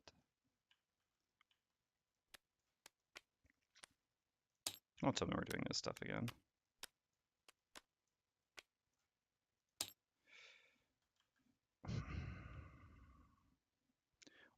What is the thing that's wrong here? I've used all these cards. There's no way that it can be any of these cards is the problem. Whatever, I'm just gonna do it manually this round. Who cares?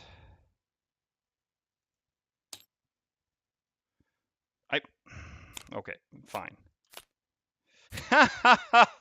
I knew it. I knew it. With the fire up as well.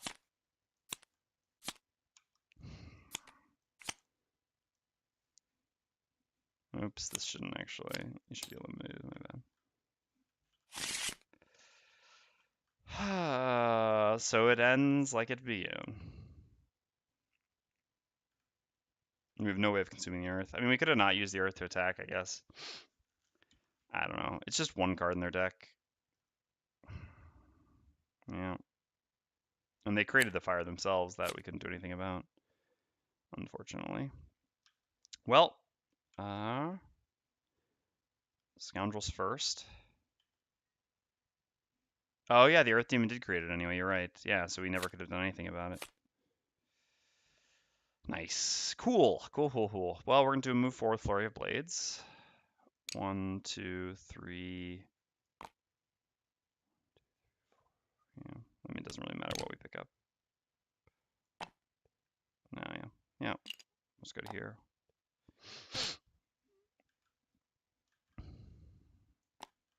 Okay. And we gain advantage on all our attacks this round, so we then make an attack with Swift Bow, which is an attack 4 because of the poison, and with advantage.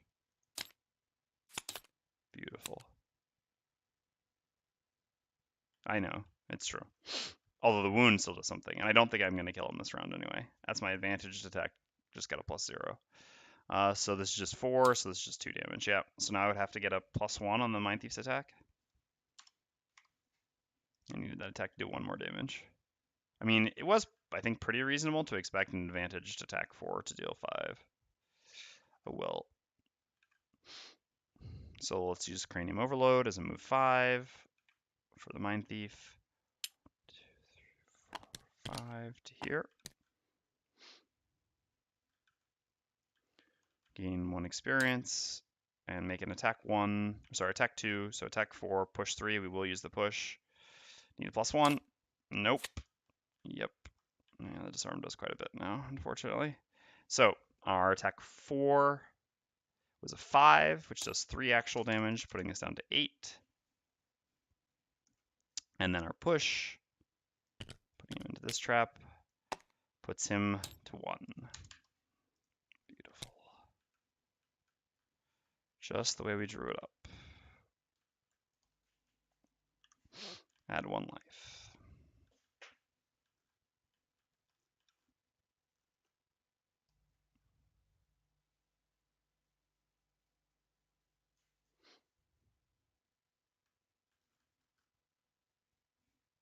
Oh yeah, I do. Oh god. And then I guess in that case I should always do them like this. Then I can at least get both the chests still.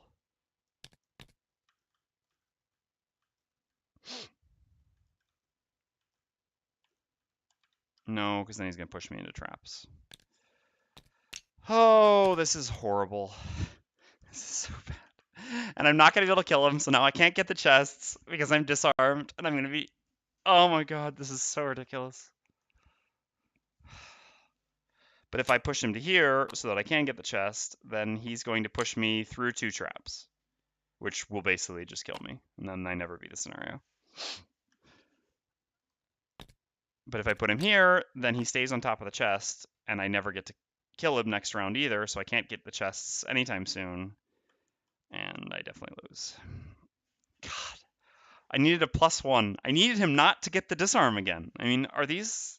I mean, just getting a +1 on an advantage attack, I think, is reasonable. That's really the thing that really changed everything here.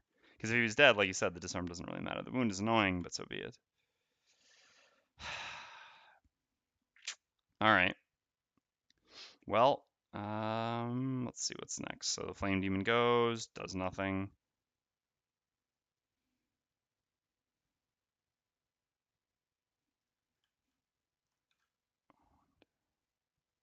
I can't Crankbow, I don't have range. I don't have enough movement. If I could Crankbow, I actually would, for sure. I could not push him and then try to Crankbow. Then at least I could get the chest. Huh.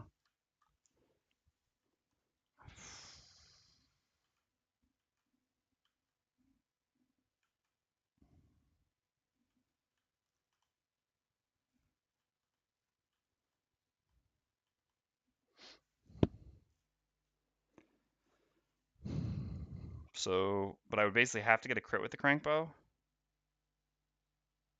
I mean, otherwise I could just not.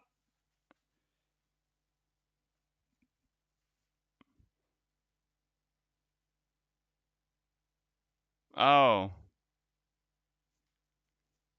What you're saying is if I push him... Yeah, you're right. I can do it like that. It doesn't have to go like this. This is also one further away.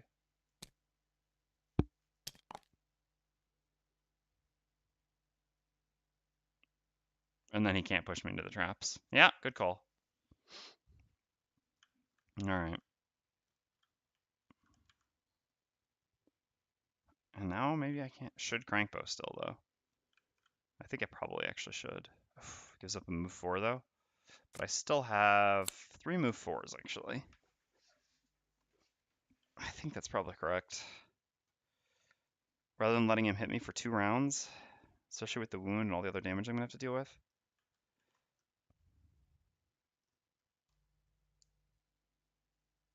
Does the Flame Demon consume the fire or not? This is a question I've wondered on occasion. Does it only do it if it actually performs the attack, or does it consume the element in preparation to make the attack, even if it can't? I think we've kind of had a discussion related to this before, but I'm not sure if we've ever had anything definitive. It's actually quite significant here, because it's the difference between my entire party having wound or not.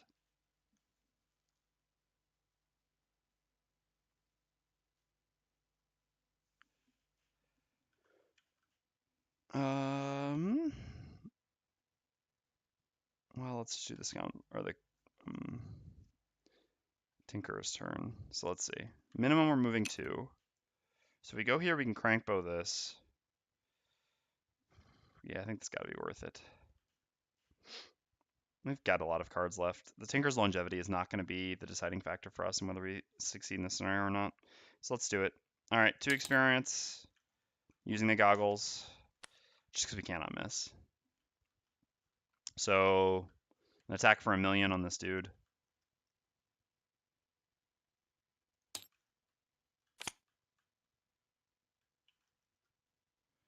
And advantaged. I would not have failed, but 1, 2, 3, 4, 5. We had range. Oh, we get our elite kill too. God, we really have to win now. It is not consumed. That's unfortunate. But so be it. At least now I know. It's important. It's something I had been unsure of for a long time, actually. All right. So yeah, the Flame Demon does nothing. So there's just him now doing his very reasonable stuff. So each take 2. Get disarm and wound. I'm not going to place the disarms because we can't attack anything in here anyway. I've also got to do the Earth Demon's turn. What did the Earth Demon do? +1 movement, actually, so 3 movement. 2, 3. All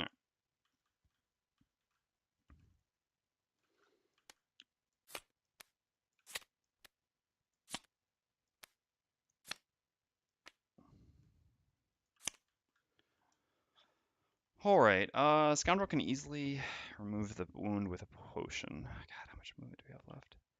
Should we be long resting every chance we get? Is the question.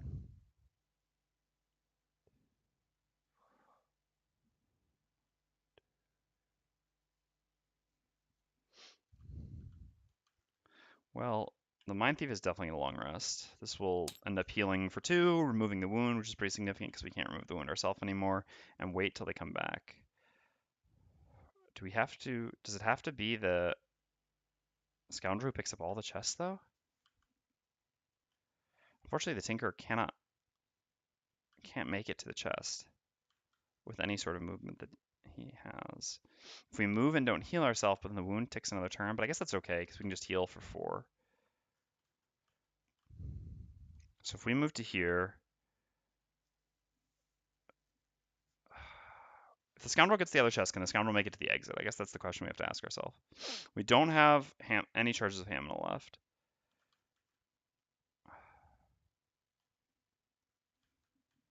Well, anyway, we should short rest here on the Scoundrel, that's for sure. This turn at least. We have only 1 big move left, but if we lose short bow, we lose the scenario. No, it's fine. This is also a fair amount of movement, and this is a move 4, so actually it's not so bad. Keeping, yeah, it's not so bad. I mean, yeah, obviously I would rather lose this than that. Maybe even this. It's tough to say, actually. I think I kind of want almost all these cards, so I think that's okay. Correct, except here I don't get 2 movement. Each time afterwards I have long rest, I get 2 movement. I've actually had to do this math before for this scenario where I've just barely beat it. But yeah, here I hadn't had the opportunity to use my boots. It wouldn't have changed anything in that turn. So yeah. Here we are going to use our boots and swift bow, and we're going to heal ourselves with special mixture. And here we're just going to move towards the chest, take our wound damage. All right. That's all the enemies. Sure. Oops, you're actually not supposed to be there. Not until the last chest. All right, so Flame Demon goes, has 4 movement. 4. And then the Scoundrel goes, loses 1 health, the wound, but then is going to heal for 3. Getting rid of the wound. And then use a swift bow to go 1, 2. So we have another question now, which is, do we go 3, 4, 5 or 3, 4, 5? This puts us 1 further away, but we get 1 more coin. I think that's worth it. Oh yes, this is how I have to do the math now. So let's see. Let's count, first of all, assuming we never get to refresh our boots, which is just the safer way to count, but then we can see from there. So here we have, we don't have many turns left at all. We have 8 movement here.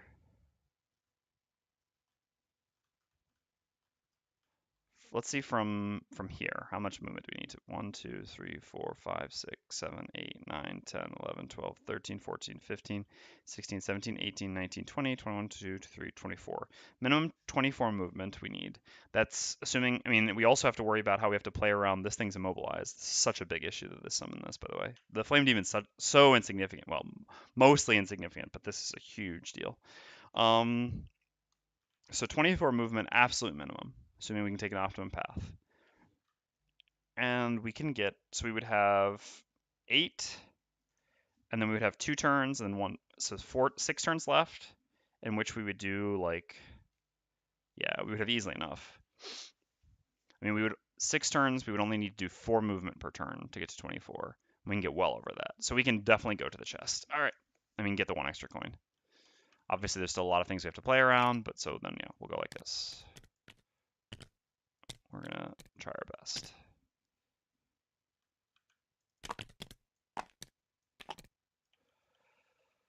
Okay, so then the Tinkerer goes, takes 1 damage from a wound. Oops. 1 second. Oh, no, never mind. No, it's fine. Oh, you don't like it? Oh, okay. Sorry. My fiance just offered me a chocolate. Yeah, this is quite intense. The scenario typically is, though. Give me a second. I'm just going to enjoy this chocolate, and I have to think about something. Set me up to fail. Well, just because I have to chew. Thank you, Noel.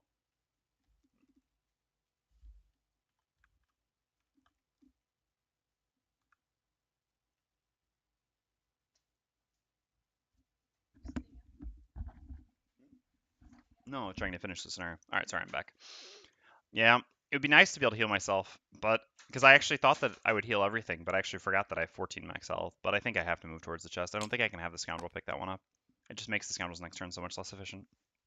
All right, so we just move there using a generic move 2 and do nothing else. Definitely not worth summoning or anything like that. Then the Earth Demon goes.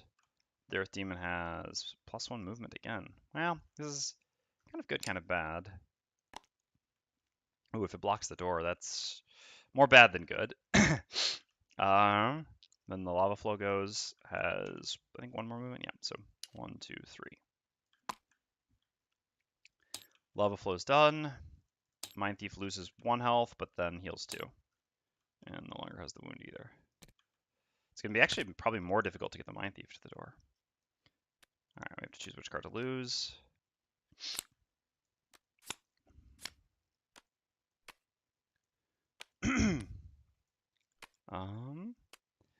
Well, damage doesn't really matter much anymore, so mine's weakness doesn't matter. I mean, alright, the cards we actually absolutely have to keep are these 3, right?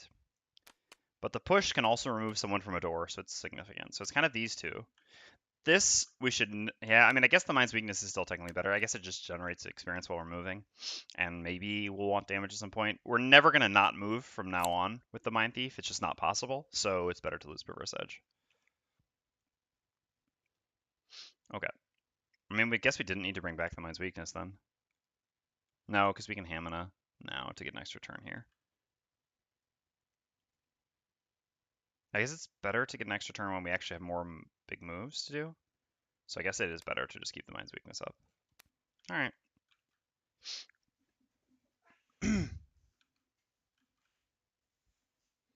Oh, move with Scurry and then do a stun. Right, but I'm more along the lines of wanting to do, like, being able to do 8 movement in a turn. But it is a fair point that the stun on the Earth Demon could be relevant. Being able to Scurry and then use that. Yeah, that actually is a good turn right now, and now is the turn we need it. Yeah, that's actually a fair point. So basically, I'd wanted to keep Scurry so that I could just move 8 in a turn and just ignore the Earth Demon after stunning it once. But the problem is that the Tinker actually needs to go get this chest still, so I want to be able to do that for a turn. So actually, you're right. It is better to do this. So we'll lose the Mind's Weakness and we'll keep Perverse Edge so that we can do Scurry plus Perverse Edge, which sucks because then we're actually gonna this way basically be, well, no, I guess then we'll have to ham at the top of like Fearsome Blade when we use one of these moves, so then we can still do 2 turns of big movement because the Mindthief's movement is going to be similarly crucial here. Oops.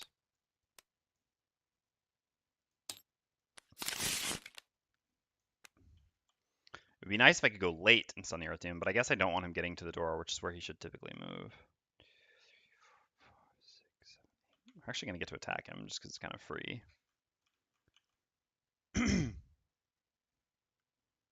Yeah, so move 5 plus this. And we'll go with the later of the two, but it doesn't change much. All right, and so here it's definitely a short rest. No time to be dicking around. Sure. Had enough of that anyway. So we just need 3 movement to make it to the chest. We have no 3 movements. This doesn't really change much.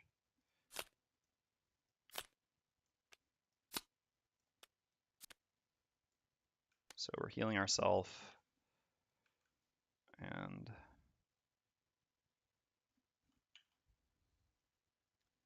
moving on to the chest.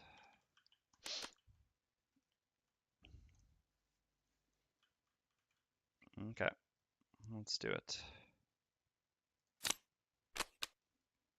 -1 movement. Oh, it would have been good. Unfortunately, we're going to stun a turn that does nothing. Oh well. Alright, Mindthief first. Do Scurry to move 3. Perverse Edge to stun him. Well, then actually, problem is we can't, I mean, we can't get both of them back. Because we could actually not stun him here, because him moving up 1 doesn't change anything.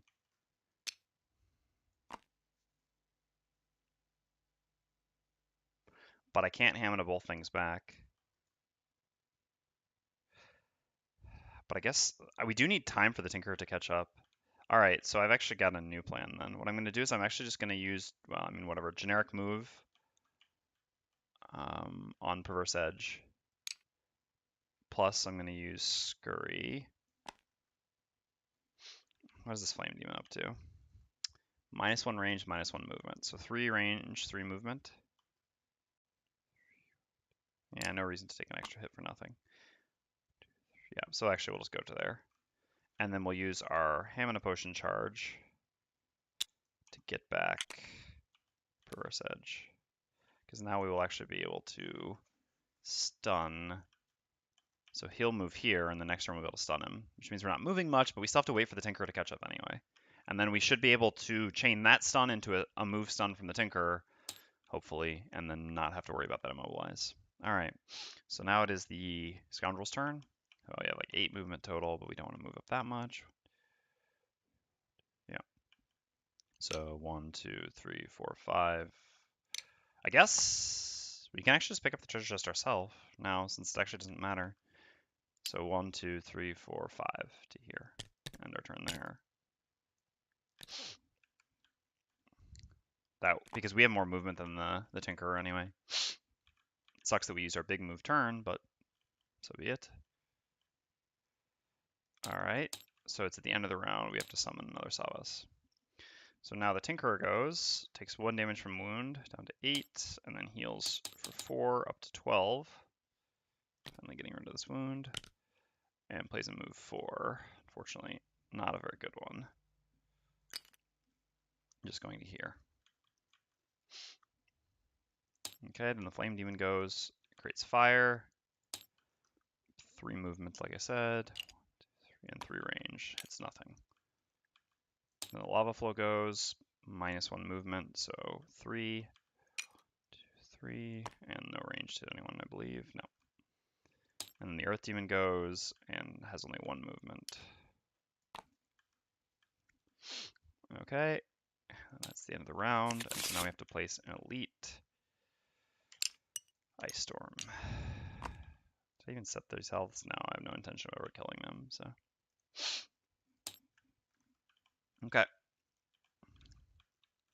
Well, now it is real time. Jeez, and the Scoundrel needs a lot more movement than we have. That's fine. That is actually the best card to lose.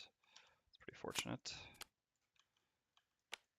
So now we have 1, 2, we have only 4 turns left. So we have to do 6 movement per turn now. Whew. But not quite so much because we're a little bit closer. We cannot get immobilized because we did this.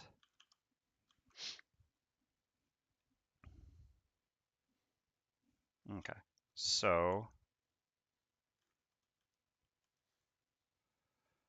the Mindthief spends a turn not moving to get the stun, and then this allows the Tinker to stun the following turn.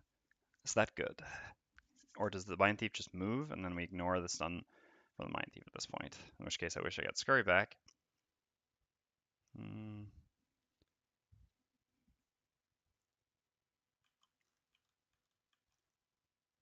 Tinker can also just disarm it with a move here. Which, how much can the Scoundrel move? 1, 2, 3, 4, 5, 1, 2. I guess. God, we also just don't want to get beat up by this thing. We also don't want it blocking any doors. We won't have range to stun it, unfortunately, if we go here. God, not having boots is killer on the Tinker. Absolutely brutal. I guess us taking damage on the Scoundrel doesn't really matter. So if we just go to the front using both these, because then we can heal ourselves afterwards using this. Do like this. 2, 3, 4, 5, 1, 2, 3. I guess just attack this, doesn't really matter. I guess in that case we don't need to move up quite so much. So we could save our bigger move for the following turn.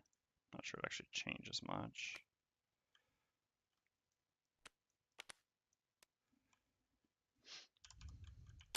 So let's see, the Scoundrel will get to here. So the Mindthief probably should move. Yeah, so the Purse Edge plan wasn't great, but that's okay.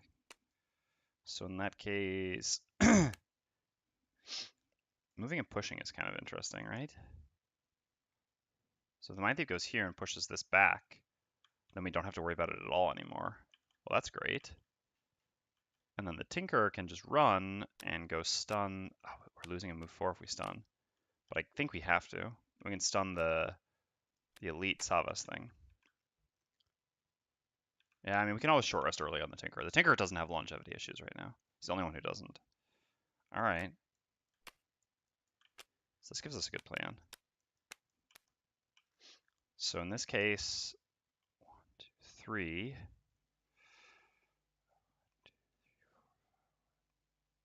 1, 2, 3, 4. 1, 2, 3. It's still too close. We still didn't had to CC it somehow though. We can just use the boots on the Scoundrel. So then, what if it gets +1 movement is the big issue? Then I guess we just stun it with the Tinker instead of stunning this.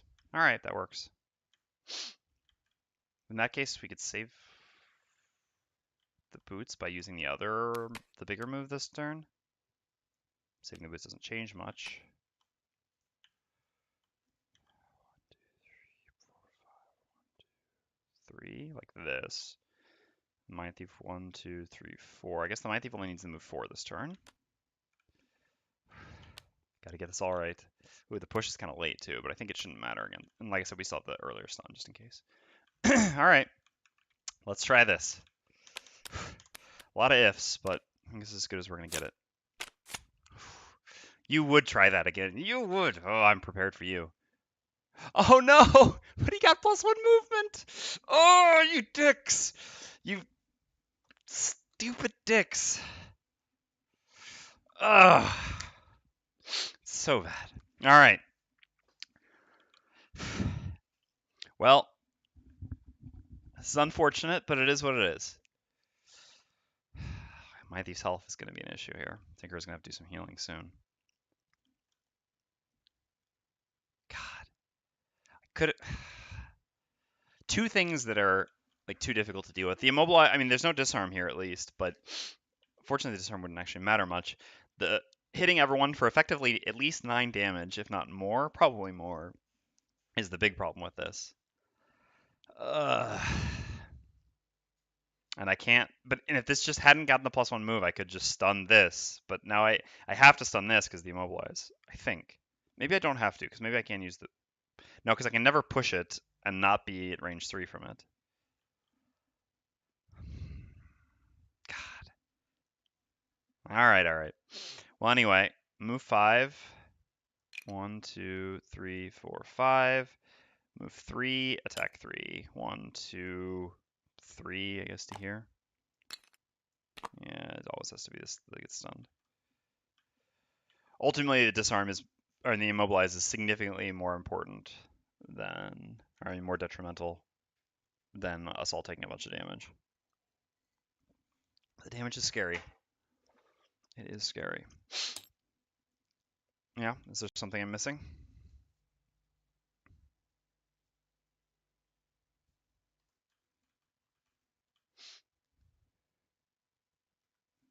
Yeah, I can push him over difficult terrain.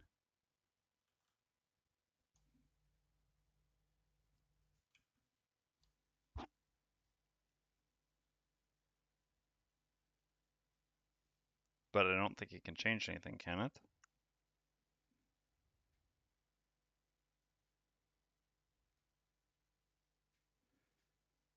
But there's nowhere with push 3 that I can put him that he would be trapped with not enough movement. I mean, I could put him, for example, onto this difficult or this difficult terrain, but then he just moves off of it. It's not difficult terrain to move off of, just to move through. Yeah. Yeah, no, I mean, whatever. I stun him, I take a bunch of damage. Hopefully the damage doesn't matter. The Tinker and the Scoundrel are both quite fine in health, and the Scoundrel still has a minor healing potion. It's really just the Mindthief who's going to be down to 3, and then I'm going to have to heal him back up to 6 the following turn. That's the risky part, but again, there's just nothing I can do about it. It's got to be the Earth Demon that I stun. No point in attacking it, better to move here. Alright, so then the Ice Storm goes, well, it creates wind, otherwise does nothing. Alright, then it is the Tinkerer's turn, so attack 1, stunning guy, all that. Sure. 15, wounded, stunned, and then we have a move 4 with Ink Bomb. Oops. That's annoying. I should have used the Scoundrel's Boots so that I could have gone more, so that the Tinker could move.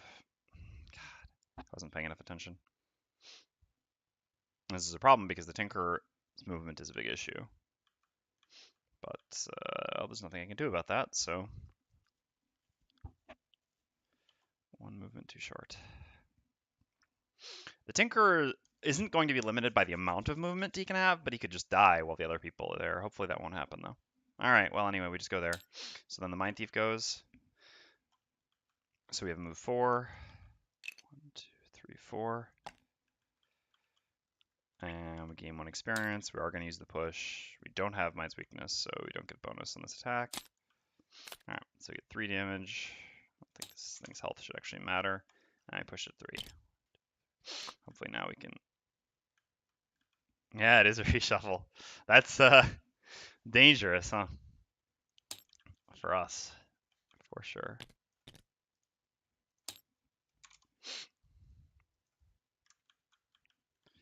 Okay.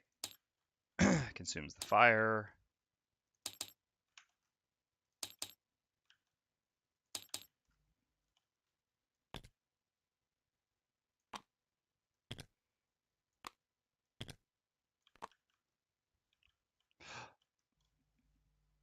This I can't move next to it like this. This is obvious. I just wasn't paying enough attention, but I mean otherwise I'd just die here. I will literally lose the scenario in this instance if I do that. All right. So I would have had to do then. So this is the only space I could push him this way, so I would have had to just push him this way, which means I would have had to go to here, like this.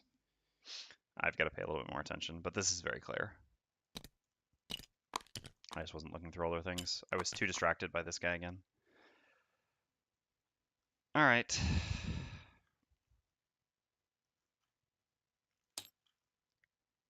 It's not like the flips actually changed absolutely anything because the damage on him really matters not at all. All right. Well, let's keep moving. So we get to move a fair amount and heal ourselves. We get to move as much as possible and do nothing else.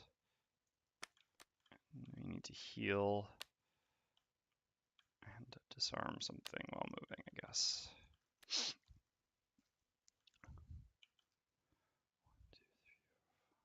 Yeah, we'll see how much of the movement we actually get to use, but for now, this is our play. It's not like we have the luxury of short resting early or anything like that at this point, with how little longevity we have left. Summoning a new Earth team. You dick. You dick. Oh, God. All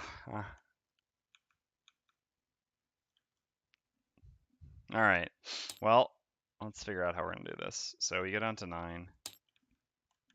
We've got to make it so that Earth Demon spawns somewhere that does not matter. 2 movement on you. So yeah, most you can make it here, so no one can go here. So if you go after the Flame Demon, if you go here, you can hit someone here. That's a problem. The Flame Demon shouldn't move. So yeah, I mean the Tinker is going to move to here. So we're just going to have to go like this around him so the Earth Demon spawns on the other side at least. And we can run from it. Oof. God, he's doing everything they can. All right, fair enough. So no matter what, we're healing ourselves for 3, which removes the wound. And then we're doing a move of 4. God.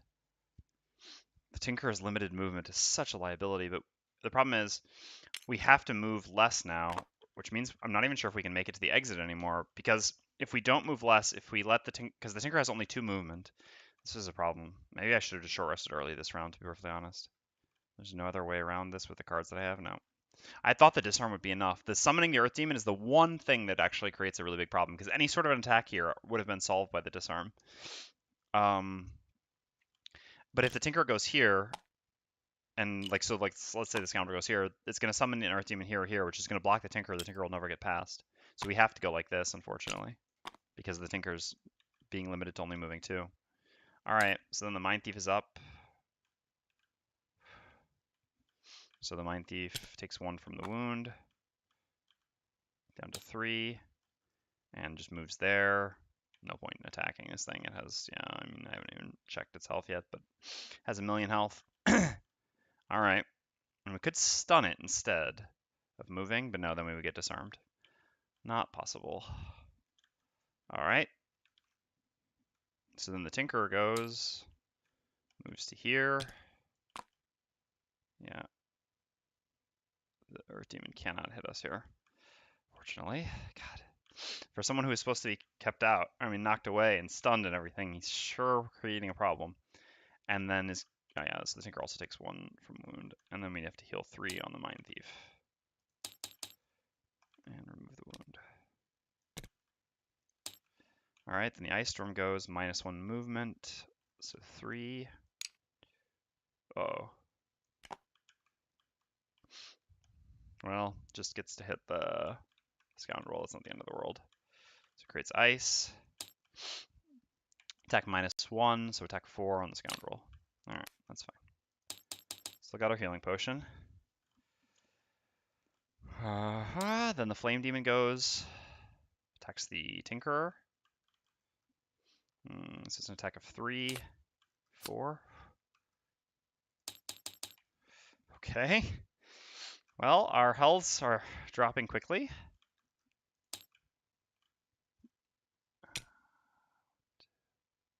Guess this is actually closer.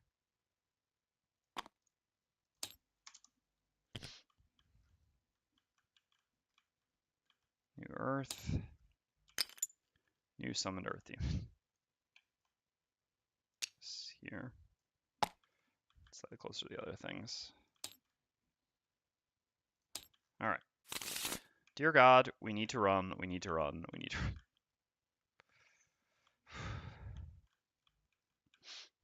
Alright, short rest. I don't have much of a choice. I think I have to lose that because I have to keep this in Scurry. We'll have enough movement. Alright, let's see if we have enough movement to make it if that happens. 1, 2, 3, 4, 5. 1, 2, 3. Yeah, we should be able to make it. Yep. Alright, we lose that. Jeez. Unfortunately, we still got our boots on the Scoundrel. Oh, no. God. These targeted losses. Oh. Oh, God. So this is bad because it's our biggest movement, but at the same time, if we reroll and we lose this, it's actually worse for us. Because this gives us 3 more movement, whereas this only gives us 1 more movement. So if we have 7 movement, how does it work for us this turn? 2, 3, 4. It's the same thing for the Mindthief. 1, 2, 3, 4, 5. 1, 2. Yeah, so we get blocked up there.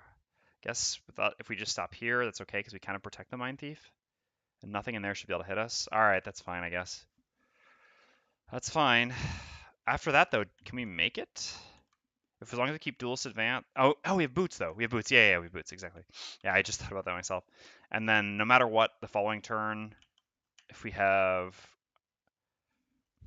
So let's see. So then we would only have 1 turn left after that. We couldn't lose cards to negate damage. We have our potion, so we'll be up to 11. So we should be fine. So in the following turn. So let's say we lose this. Even then, we have a move 4 from, I guess, theoretically, like, yeah, we always make it. Okay, yeah. So this works.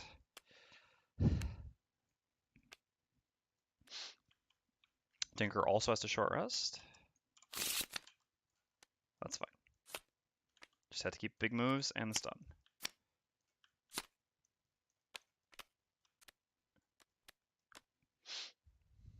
So we've still got 2 big moves, as well as being able to use the stun. Is it better to use the stun or to use a heal for the Mindthief? Or heal for ourselves? Well, we need to go early. I guess it's maybe better to... It's tough to say. What could this do that would really create that big of a problem? I'm not sure that much. But stunning it... No, stunning it actually probably doesn't do enough, because this will also get to hit us. This shouldn't get to hit us. It would have to get its +1 move explicitly. If it gets its +1 move, then I guess we lose, though. If we... God, not having boots on him is killing me.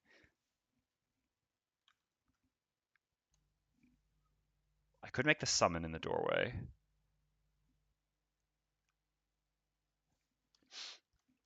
Yeah, an Earth Demon can.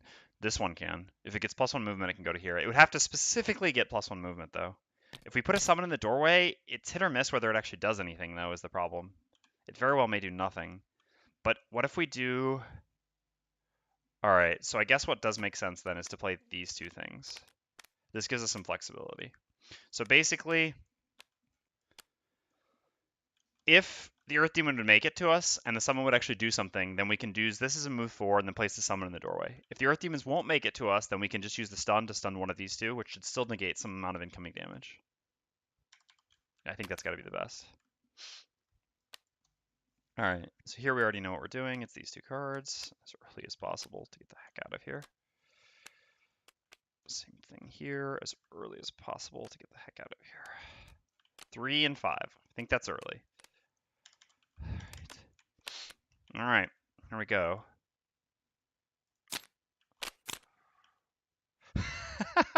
+1 movement.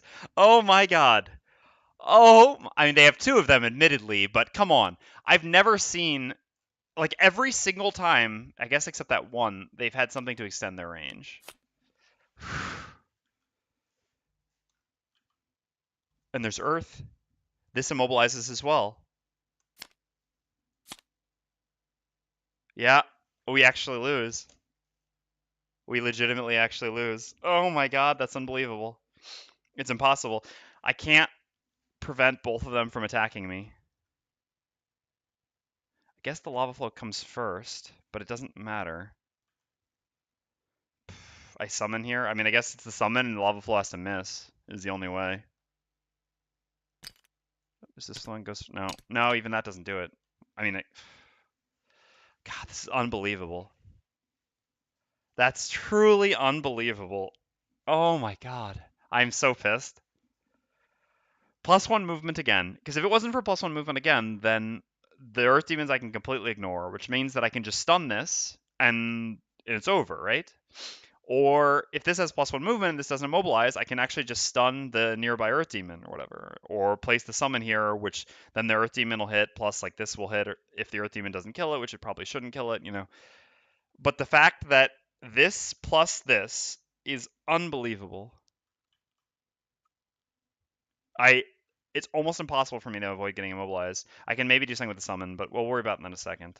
For now, this doesn't really matter. We'll do the things that we can do that always have to happen no matter what. All right, so we have move 4 plus move 3. So 1, 2, 3, 4. Yeah, I mean, mana pot for win is, I guess, a possibility. We'll see. That is something to consider. Good point. Not really doing anything else for us.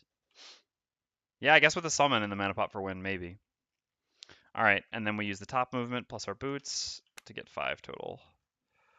1, 2, 3, 4, 5. All right, so then the Flame Demon hits the Tinkerer, creating fire. God, stupid lava flow. Unbelievable. All right, so an attack 2 on the Tinkerer. 3. Yeah, I guess I have to lose a card here. Does Trap do anything? No, they'll just run through it at this point. Yeah.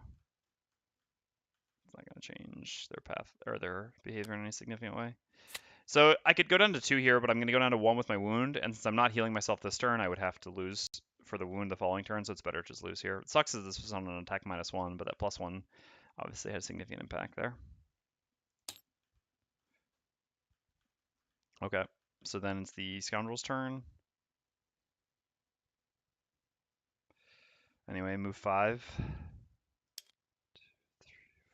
And then Scurry gives us 1, 2, 3 to there.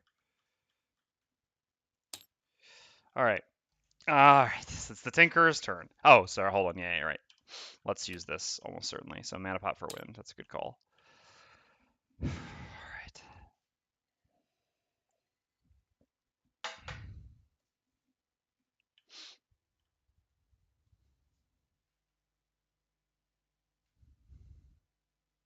So I place the summon here. Problem is, this one's going to get to hit it is the biggest issue. It would have to survive this attack plus this attack. That's so unlikely. This alone attacks for 6? Yeah, I mean, this alone kills the summon. God. The +1 movement is just unbelievable. Plus the immobilize.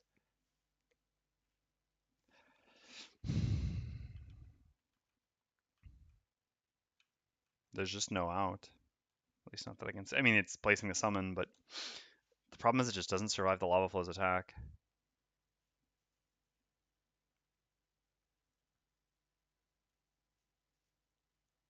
And even if it does, even if the lava hole flips like a -1, which is that even very likely? Well, I guess it is. I mean, it's greater than 50%. It still isn't enough because then the wind actually doesn't change anything at all. The Earth Demon comes to attack a 1 health. Yeah, no, the wind changes nothing. So is it worth even using it?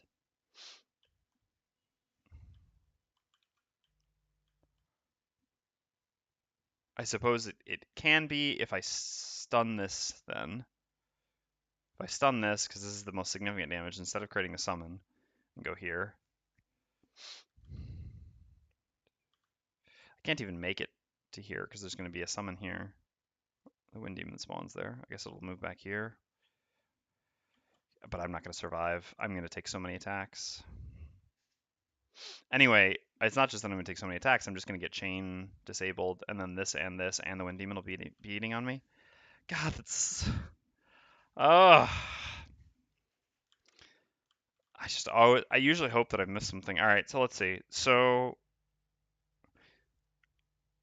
well, the only real chance then is either this misses or this gets a -1 and then this misses or gets a -2 or like -1, -2 combined. No, even a -2 doesn't do it because it's poisoned. So this would be, yeah, no. So literally either this or this misses if we place the summon and we have a chance. Otherwise, if we stun this, I think we never get to leave because, like I said, this one will move to here and immobilize us. And we'll be at, I mean, we'll have to lose, I guess we won't have to lose a card to that. Well, hold on, we need to actually take advantage to our wound. Right, we haven't done that yet. So we go down to 4. We go down to 2, 1 with the wound on our turn. We would have to let it hit us while we're at 2 life. So that then then when we went the following turn, I mean, we would have to go after them that coming round. So we wouldn't be able to heal ourselves. So that then it would immobilize us again, and then we would go late, which even then we would have to find a way to go later than an Earth Demon, which is not guaranteed. The immobilize would come off, and we would go early the following round. But in that round where we'd start the round at 2 life and have to go after everything, 1 Earth Demon attacks us, 1 Flame Demon attacks us. Both those are pretty much guaranteed. 1 Wind Demon attacks us. And then maybe one of these two, probably this, probably not this. So that's 4 attacks that we would have to take at 2 life. It's not possible. We would end up losing our entire hand of cards. So the stun plan doesn't work. Yeah. All right. So we create the summon and pray. God, that's so brutal.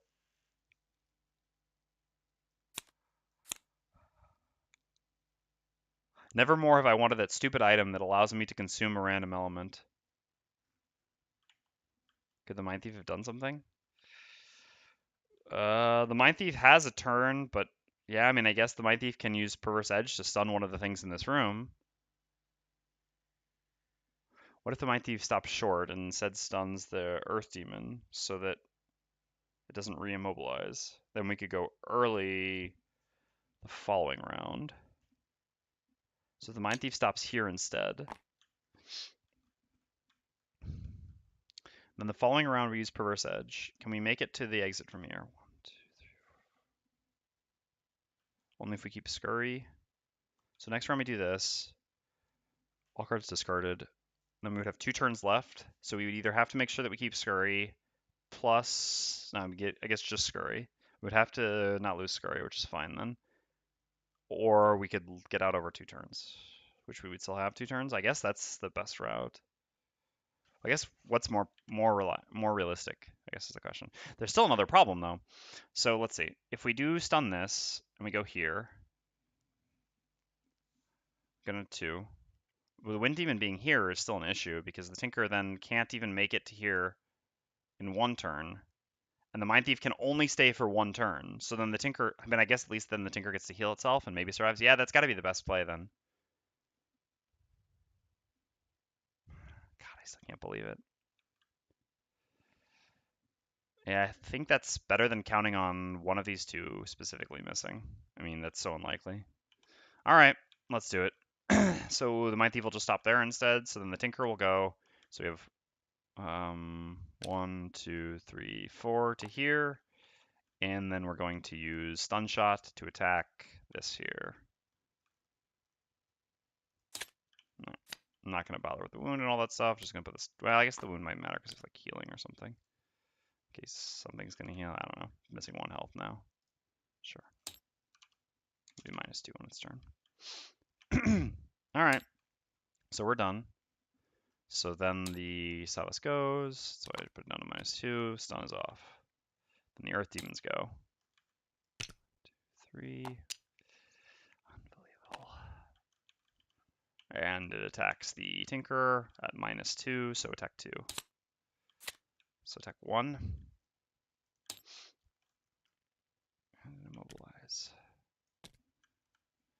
All right. And the Ice Storm goes. Creates a new wind. And a Wind Demon. I guess. No, yeah, it would still be here. Could technically choose to have it here, which would be such an enormous difference, but this would be against my philosophy.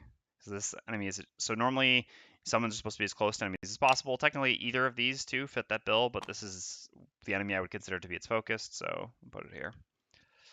Ugh. As much as I would like to put it here, because again, if it was here, then I go 1, 2, 3, 4 in one turn and actually have a chance. It being here actually adds an additional turn of movement, which is a big deal. All right, so we have to. Yeah, I mean, we can hope that he pulls the Tinker. They do have 2 cards to do that, but again. All right, well, we're just going to double heal ourselves, and I guess we need to do it early. And then the following turn we do these 2, yeah. Because if we don't heal ourselves early, we end up losing cards. At least this way. We might survive the attacks. All right, so then the Mindthief just stuns the Earth Demon in the door. Oh, but then we not going early in the following turn. So no, we have to go medium round this turn and we just survive somehow. How's that even possible though?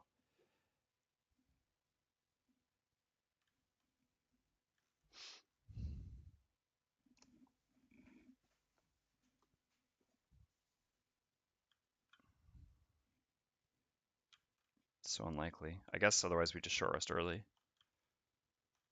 and get early initiative again.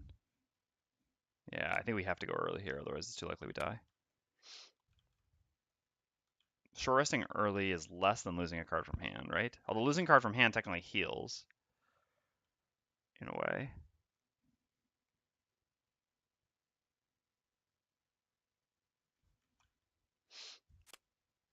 Yeah, let's try like this. I think this is safer. All right. Well, we can just long rest on you. Hold on 1 second. Got blow my nose.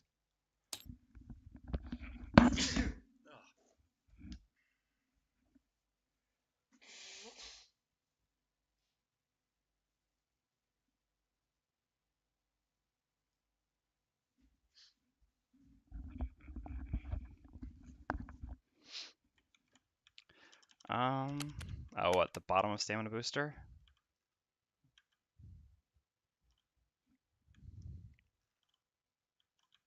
Oh, the following turn, you mean? Yeah, maybe.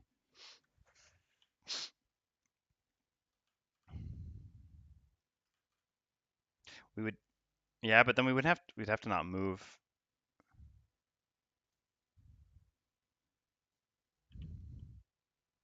Oh, so if we use the bottom of stamina booster this turn instead to give him back that to summon the rat, that's an interesting idea.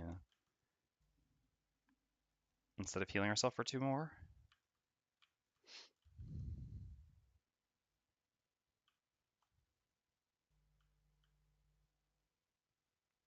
Let's see. It's an interesting idea. No, I don't think that actually does change much. I mean, we can never let the Earth Demon hit us again, I guess, if we don't make the summon, whereas if we do make the summon, the Earth Demon can hit that, but we can always just summon this while moving anyway, once we can start moving, and playing a bottom loss, I'd rather just heal myself for 2 with a bottom here, and be able to just use an additional loss on top. I don't think giving the Mindthief anything really changes much. What's crazy is, no, there's not Earth, so I guess they can't actually mobilize me here. Yep. No, I think this has got to be right. I could be wrong. I mean, there's a lot of possibilities here, but I think I prefer this. If I want to summon, I'll just do it with that next turn. All right.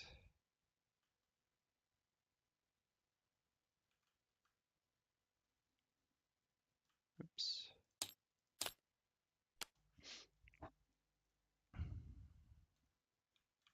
Well, looks like I'm losing a card anyway. Got the Wind Demon going at 2, of course. So Wind consumes fire, creates new wind, makes attack, moves to here, attacks the Tinker at -1, so attack 2. Have to get a -1 here. All right, so 1.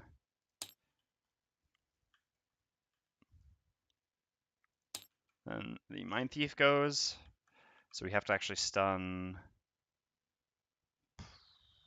What is the lava? So lava is doing nothing. I think we have to stun this. That actually negates the most damage, I think. That's a good question. Stunning the Earth Demon makes us safer in the future. Yeah, it's probably better to stun the Earth. No, because it's just going to stun the Earth Demon for this turn, which does nothing. There's no Earth. So yeah, it's better to stun the Ice Storm. Alright, so we'll gain 1 experience and create Ice and make an attack with Perverse Edge, stunning or attacking this. We still make it out, right? We figure that out. Yeah, we have 2 turns left.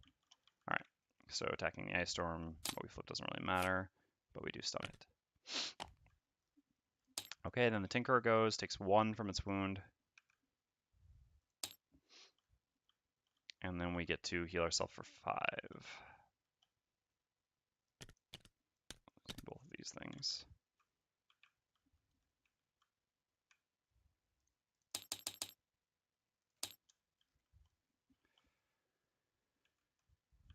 Okay, Earth Demon goes, heals itself. This really doesn't matter. Their health. The Ice Storm goes, is stunned.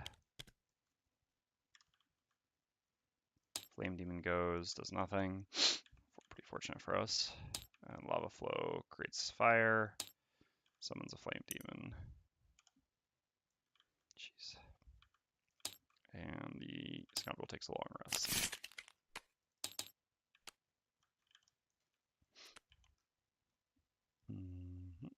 Doesn't really matter. Alright, well, Scoundrel has to leave.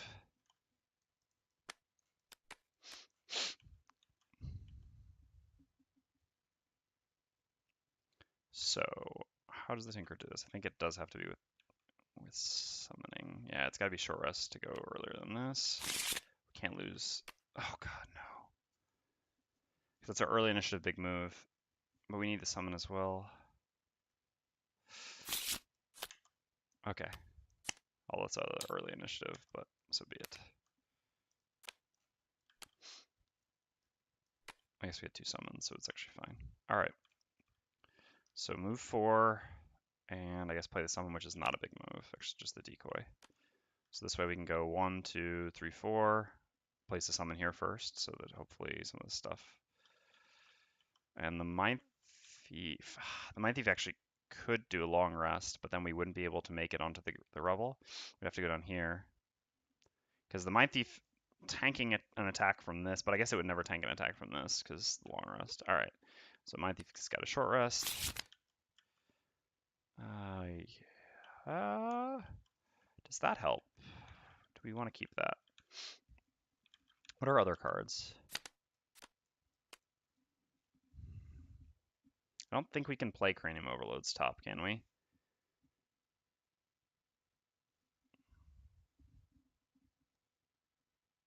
No, because if we play a loss, we don't get another turn. So is this actually more useful than something else?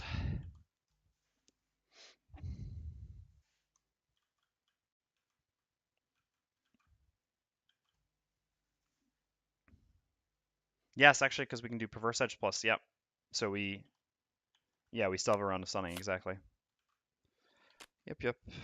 Because we can do Scurry plus Perverse Edge here, since we got to keep Scurry. We can stun, then a 1, 2, 3, and then we just have to keep Cranium Overload, but that's not a problem, because we can just re-roll anything if we lose it. Oh, actually, we'll have it in our hand no matter what, so yeah.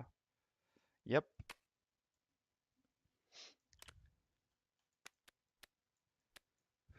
All right. Well, do we actually always want to make this, or is it better to actually use our 2 move 4s? Yeah, no, it's better to actually use this. Even though this can deprive us of a move 4, we still got another move 4, and this actually gives us the option still to stun rather than having to summon, which might actually be better depending on what they do. All right, let's do it.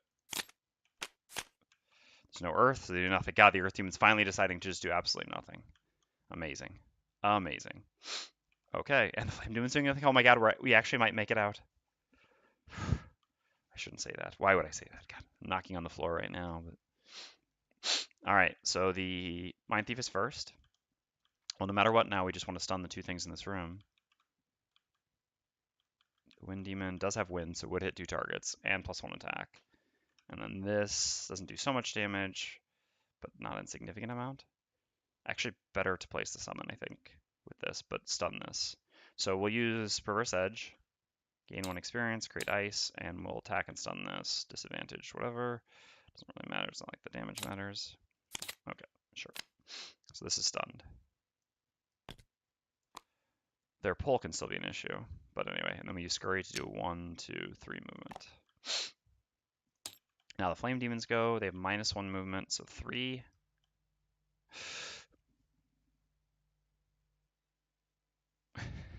It actually matters that they're not attacking. That's actually bad, not good. Oh my god.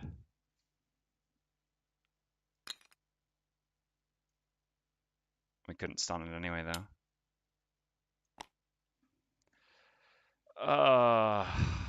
Well.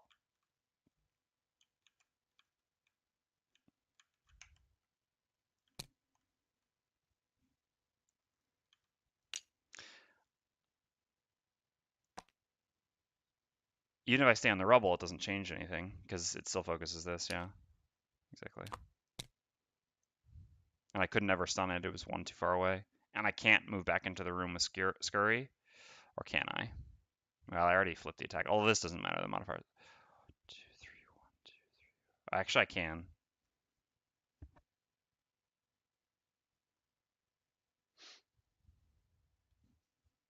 I actually can go here and stun this.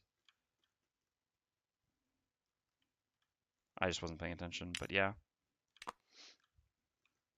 5 + 3, let's double check. So if I actually move here first with Scurry and instead stun this.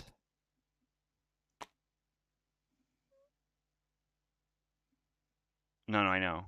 But I could stun it because then I'd have range 3 on Perverse Edge. I move here with Scurry, 1, 2, 3 with Perverse Edge, stun this.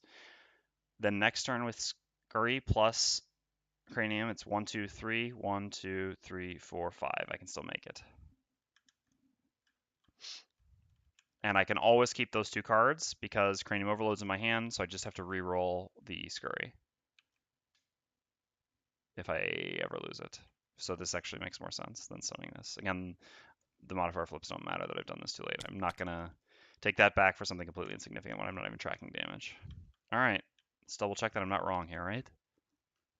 3 movement from Scurry, 5 movement from Cranium Overload. I get a short rest here. I always reroll, always keep Scurry. So this gives me 8 total movement. 1, 2, 3, 4, 5, 6, 7, 8. Yep, no, it works.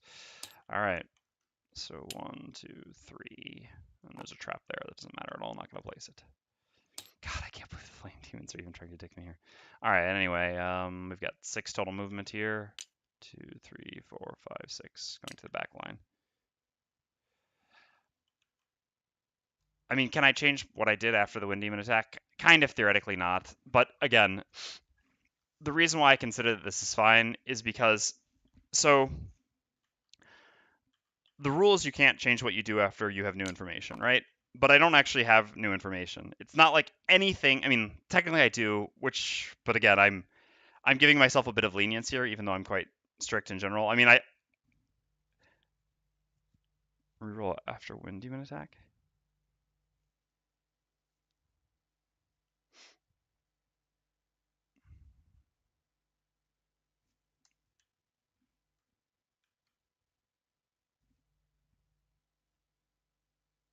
Oh.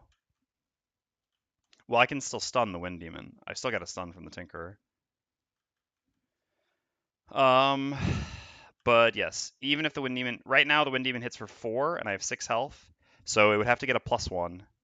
But this thing hits for, well, 4 as well. Either one of them hits for 4.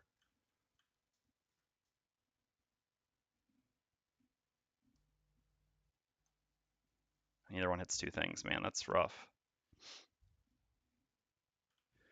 Anyway, I think it has to be this. Because if I don't do this, the Tinker has to go down to here. Is that better? And has to move through a trap. The trap does 4 damage, so the Tinker goes down to 1 life. And then we would have to stun. We would stun both of these things in this room. Is that maybe better?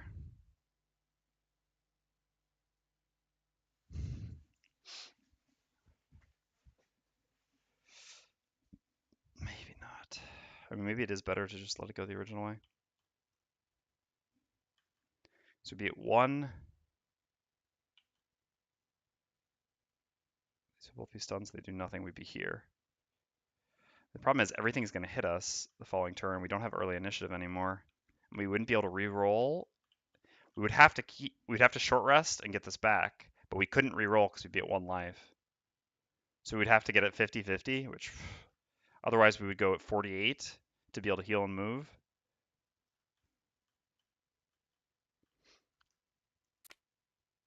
The initiative 3 of whom? Of the Flame Demons? No, it is not. The Wind Demons and Flame Demons both have their early initiatives still.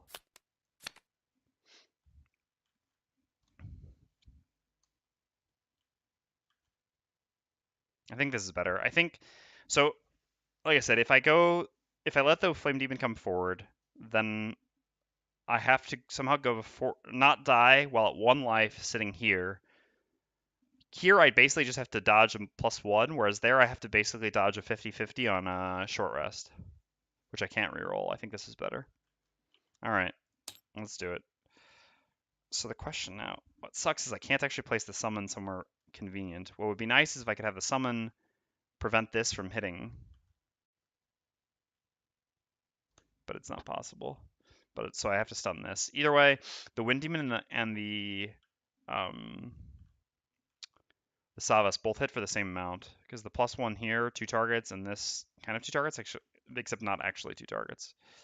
All right, so we're gonna attack the Wind Demon with our stun attack, and his modifier flips are for absolutely no reason. All right, and then we have a move 4 with the bottom of Dangerous Contraption. 1, 2, 3, 4. I guess it's actually exactly the same either way. I mean, not the Flame Demon stuff, but which one we stun. I guess not technically. If we stun this, this will move back 1, although I guess we could, I mean, yeah, well, normally I would have it move this way. So this would be 1 further away, although I don't know that it's really going to be limited by that, but I guess that could actually matter. And it also doesn't create ice. That doesn't matter. We created ice anyway. Unfortunately, we can't make it to here because this is blocking us to prevent us from both getting hit. God, the person with the healing potion is the one sitting pretty in the back. Yeah, so I guess it is actually technically better to stun this because either way this stays where it is, whereas this will actually move 1 further away to lose disadvantage. And the attacks are for the same amount anyway. 4 and 4. All right, yeah, so we'll stun that one actually. Like I said, changing targets means nothing at this point because I'm not even tracking damage. All right, Ice Storm is stunned. Yeah, and that's got to be better than summoning. If I summon here, yeah, then it still hits everything. And I can't, if I summon here, it just doesn't get hit. Changes nothing. This at least eliminates 1 set of 2 attacks. All right. So demons go, do nothing. Wind Demon goes, moves back 1. Hits first the Mindthief and then the Tinkerer. So attack 4 is Mindthief. Oh my god. Really? Down to the very end, huh? And then the Tinkerer. Uh-huh. The person who could actually afford to lose something. Well, now I'm 50-50 either way. Unless I long rest? Yeah, no, that doesn't work. One way or another, it was always going to end with a 50-50. Well, at least we got it to a 50-50 from Certainly Lost. Lava Flow has 3 range, can't hit anyone back there. Creates a fire, just in case that matters.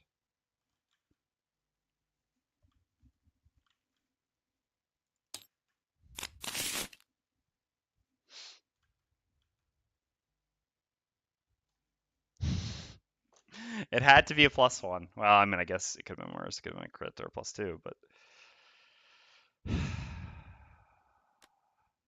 All right. If we don't lose this +1, we probably can beat the scenario. But if we lose this +1, we 100% lose the scenario, and there's no way around. Well, I guess there is a way around it if something with stamina booster, but I don't know. Well, let's try. All right. So for something like this, I can't choose. Someone can, an ECO or someone who's been here the entire time, whoever, which card? The left card or the right card? Your choice determines the scenario. I don't believe in my own ability to pick this. This is the card we lose, for the record, the card that you choose. It cannot be Scurry. No one wants this pressure, I'm sure. I should ask Jessica. I'll be. Meat Man, you want it? Do you thrive under pressure? All right, flip a coin. That seems fair. Let's let fate decide. Well, these coins don't actually flip, so we need an actual one. All right.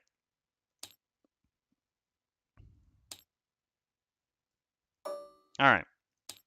So, which one is this one heads, this one tails, or is this one heads, this one tails? You have to make that decision, Meat Man, at least. I can't be involved in this at all. It was your suggestion to flip a coin, so just tell me which one's heads, which one tails. We'll let fate decide. Left is heads. Okay. All right, here we go. That was, well, I guess that counts. We did it! I was gonna try to redo it because it was such a small flip, but I thought, no. Let's not mess with fate. Oh my god. Easy. Easy. All right. It's not over, but well, no, this is pretty safe no matter what. All right. We've got a short rest here because we need our 20 initiative no matter what. All right. Yeah, we have to pay 1 life to keep it. So be it. So we're gonna long rest here. So we've got to move for. So it doesn't let us get out. Still best to stun something and move, I suppose. And then after that, move 2 gets us there.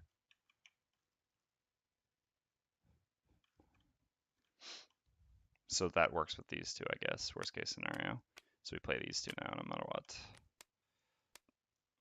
It's better to summon? I don't think so. Summon can get killed by things that are further back and unlikely to attack us once we get through, whereas the stun actually removes the only enemy that probably gets to hit us here. Obviously, we have to pray that none of them go before 20. But, I mean, this scenario has been a long series of prayer. 43, 67. Oh my god, all of them go after? Oh my gosh. Oh my god. All right. So 3 plus 5 is 8. 1, 2, 3. 1, 2, 3, 4, 5, right? Oh no, sorry, I counted 1. 1, 2, 3, and then 1, 2, 3, 4, 5 to there. Tinkerer. Wind Demon's not even moving, so stunning him does nothing. Stunning any of these things do anything. We lost! Oh, we lost. After all that. No, it doesn't matter that the Mindthief becomes exhausted there. It doesn't matter. No, okay, it doesn't matter. Because the 2 damage to everything. But it doesn't matter. Yeah. Alright. We're gonna get wounded. That shouldn't matter either. Alright. Man, now I wish that we had summon, because stunning just doesn't matter here. There's none of these things that we can stun. Oh, this shouldn't actually be stunned anymore. Nor should that. Alright, what is the thing to stun? We can stun any of these 3 things. The Earth Demon definitely never reaches us, so it's got to be one of these 2. I guess theoretically next turn this could maybe reach us. Yeah. This should never be able to reach us, I think. With 4 movement. Theoretically, it can. I guess either of them can.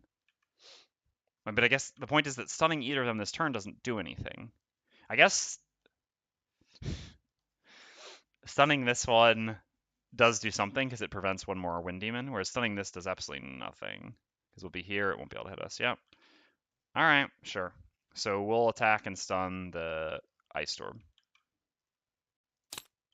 Again, just flipping modifiers just because I'm required to, not because they matter. I'm also not placing the wounds because it just doesn't matter either. And then we do a move 4 here.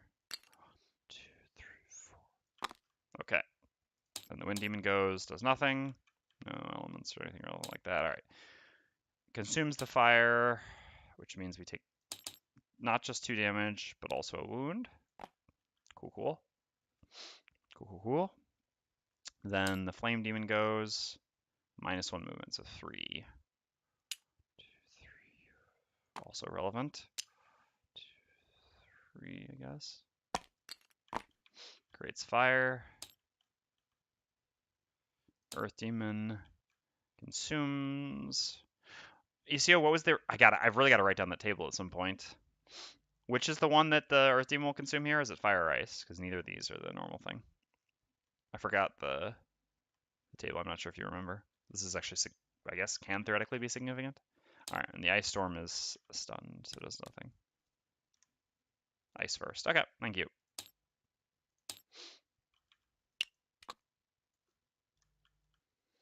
And then, who's long resting? Oh yeah, this Scoundrel was, because this way, maybe the Mindthief could have gotten no one exhausted, but unfortunately that didn't work out. All right, hit for 2, there's a card, then we're going to become exhausted. But, so fire, okay, thank you. Well, the ice is going to be gone in a second here. All right, that's the end of the round. So we need to short rest, because we have to get our early initiative card back. All right, that's fine. So early initiative, and I guess the summon gives us experience. We'll go down to 1 on our turn with the wound, but that doesn't matter because as soon as we make it there, we win. Okay. Well, unfortunately, the Mindthief failed her battle call. God, that sucks, but oh well. We might actually win. We might. It's not one yet. We still have to go. They have to go after 20. We can afford to lose a card for 1 attack. All right. One last turn. One last turn. The Mindthief can long rest. Doesn't matter. Might block irrelevance. I don't think it can ever matter if the Mindthief long rests or not, but I guess I will. Sure, why not? Oh no, the Mindthief is exhausted. Took 2 damage. He's out.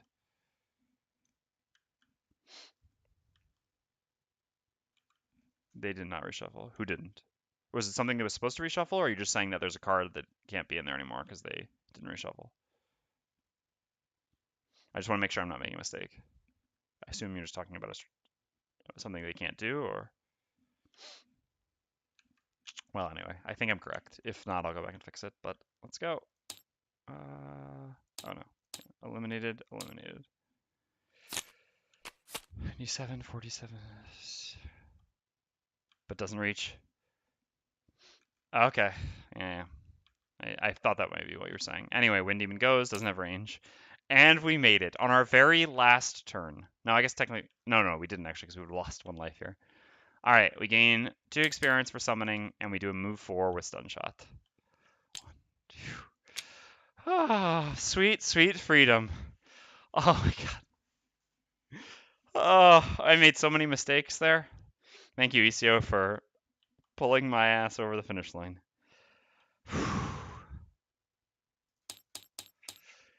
God, we did it. I cannot believe it. I'm actually in a state of shock. I never thought we were going to win, especially at the end there. There were so many things that went wrong. Yeah, the decision to have the Mindthief come back was a big deal. Thank you. All right. And for all that, we get absolutely nothing. That's so cool, right? I mean, technically, we've got something with us. We've got the Voices treasure and the Drake's treasure. But no actual rewards.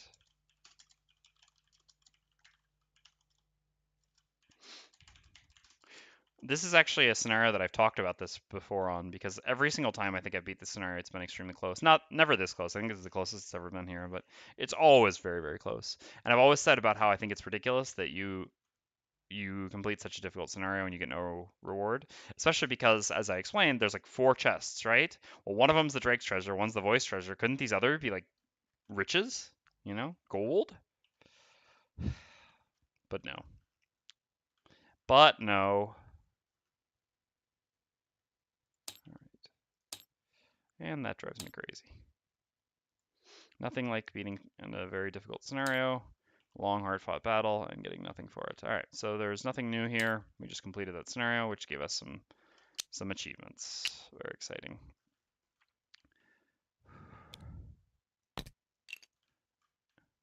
So we would have actually been at, yeah, 1 life. We were 1 life with 1 card left.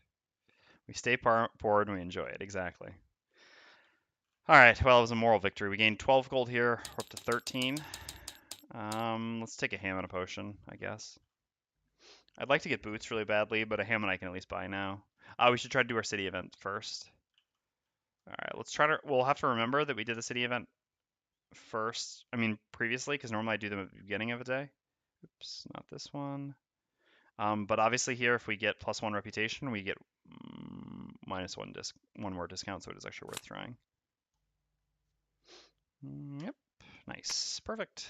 Actually knew exactly what that one was when I saw it, and it was very precisely 1 reputation. So great. Choice rewarded. So we're up to 11, which does mean we have a -3 discount.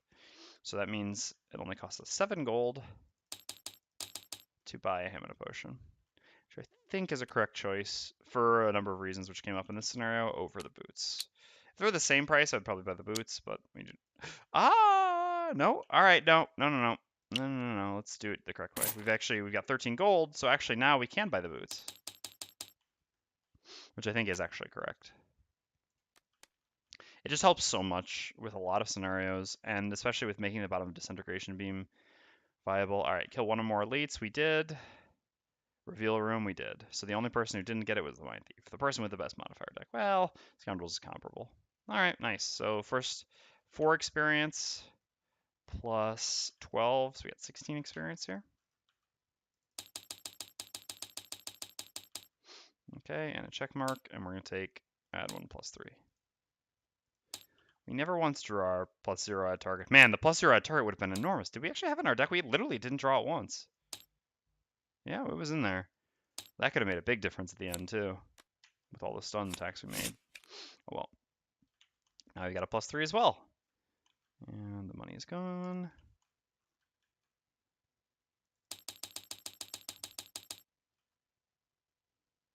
Yep. Oh my god, I'm an idiot. No. In my defense, I'm quite tired. Thank you. For some reason, in my head, there was a series of numbers that kind of threw themselves together. So basically, I saw that this only cost 7, so I was like, oh yeah, 7 minus 7. I don't know. Don't ask me to explain it. But somehow I thought that it would be -7 for some reason, which is obviously impossible. It just never even happens. But yeah. Yeah, don't know why. Yeah, we gained 3 coins, which were the 12 gold. We were at 1 before, which put us to 13. So we're correct on the amount of gold we should have. We just didn't know enough to buy the boots. All right. So we get a check mark for the Scoundrel. Ugh. We along slowly there. All right, so we get 8 gold here. God. Really, 2 gold short?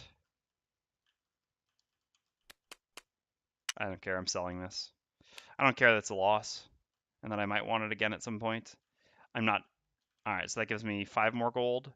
So that puts me up to 53. So we get under 3 and we get our enhancement.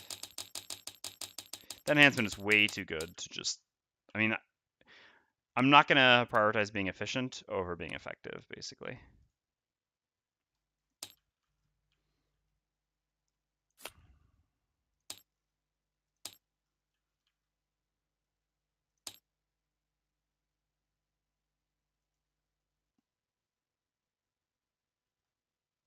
Yeah. I mean, but my point is that I'll almost inevitably always end up wanting to go back and buy the ice potion at some point. So I'm just going to have kind of technically thrown away money here. But yeah, I mean, I'm also going to be making scenarios easier for the party, so it's easier to pick up coins. So definitely correct, I think. All right. And then over here it was, oh no, we didn't gain our experience here. 19 experience. It was 12, right? Yep. So 31 experience. 91. And level again. Jeez, Mindthief is leveling quickly. Soon His Highness will be back. So we gain this. This gives us another perk. So we're going to now replace 4 plus zeros. Actually, now I think now that I have enhanced empathetic assault, I'd actually rather replace 2 plus 1s with 2 plus 2s just to get more plus 2s into my deck. Sure, kills is nice. Yep. Because I mean, even though getting rid of the plus 4s makes my deck on average better, this gives me more high points to hit, which is kind of an important thing when I'm going to be making a lot of advantage attacks. So actually, I'm going to do this. So we're going to get 2 more plus 2s in our deck. This gives us 5 plus 2s now, which is really good with the amount of advantage attacks we'll be making. And then after this, we'll remove our plus zeros.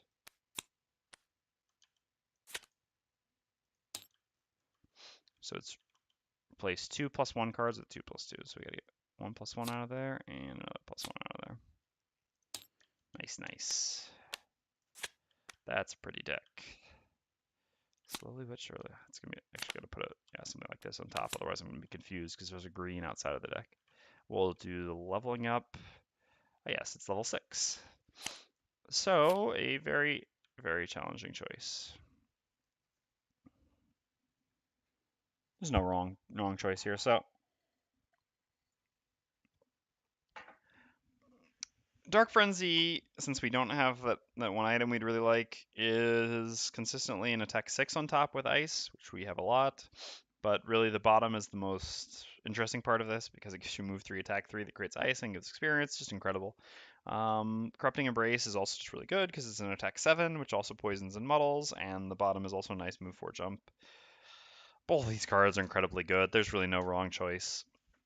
Dark Frenzy is the single best action, especially as you level, but I think Corrupting Brace on average is slightly better. The top of Dark Frenzy is kind of more meh, I would say. I mean, well, it's quite good, but since you don't have consistently have Dark, it's more meh.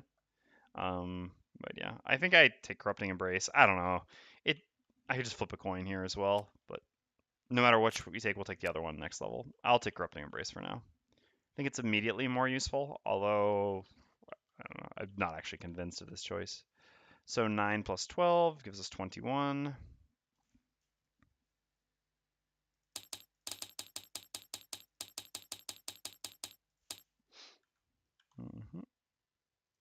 Gives us a check mark there.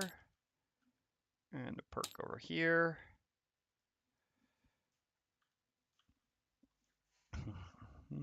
Replace 1 minus 1 with 1 plus 1. So now we have no negative modifiers left in our deck, except for the inevitable miss. Oh, we got to get the blesses out of our deck.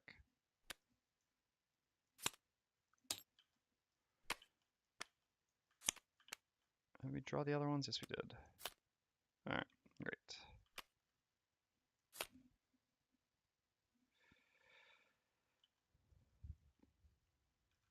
Okay. I didn't reset this.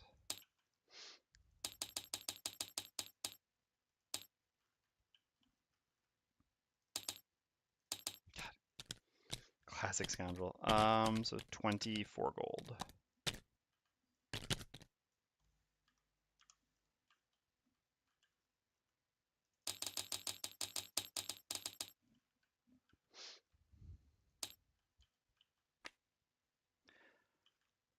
I'll do purchasing in a second. So here at level 5, it's kind of interesting, right? I've got these two.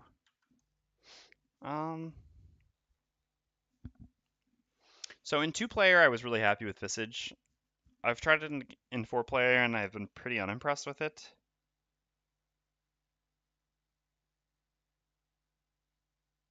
Really? Interesting.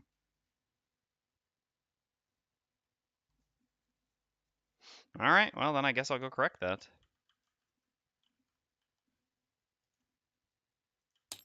So I guess, yeah, since people watching the VOD don't actually see chat, but basically ECO ran the math, and even with advantage, removing the plus zeros is actually better than replacing plus ones with plus twos. So, all right, let's go back and fix that. I will not argue with the math. So let's get rid of 4 plus zeros.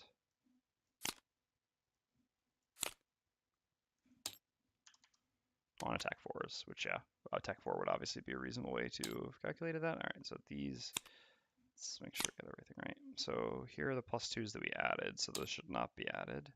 Those should be back here. Here should be the plus zeros we got rid of. So here are the plus 1s that go back. Okay. All right. So anyway, at the same time, the attacks with adjacency also are only like 50-50 useful in this party, although better now that the Tinker has the move disarm. So I think this just has a higher upside. I think the upside in Call of the Week is not. I mean, it's still just it's a card that I would always be happy to play. I'm not sure how good this will be, but there's also the Tinker who has a pull, so we can even try to build a party a bit more around this, and the power level is quite high. So I think it's worth giving this a try. I've never tried it in 3-player before, so it'll also let me, I guess, add a small addendum to my guide at some point, um, assessing whether this card is worth it or not in 3-player. So we'll try Visage. Again, in this scenario, it would have made an enormous difference. It's going to require, like I said, building our party a little bit differently, but we'll worry about that later. All right, with 29 gold, what do we want to buy? Oh, yeah, we get to sell this now. Beautiful. Beautiful. Where, I can actually put this back in its right spot rather than continuing to make a mess. Yeah, Mindthief can push with 2 cards. We can bring Smoke Bomb back to pull with 1 card, and the Tinker also has 1 pull. So we've got a lot of ways to reposition people.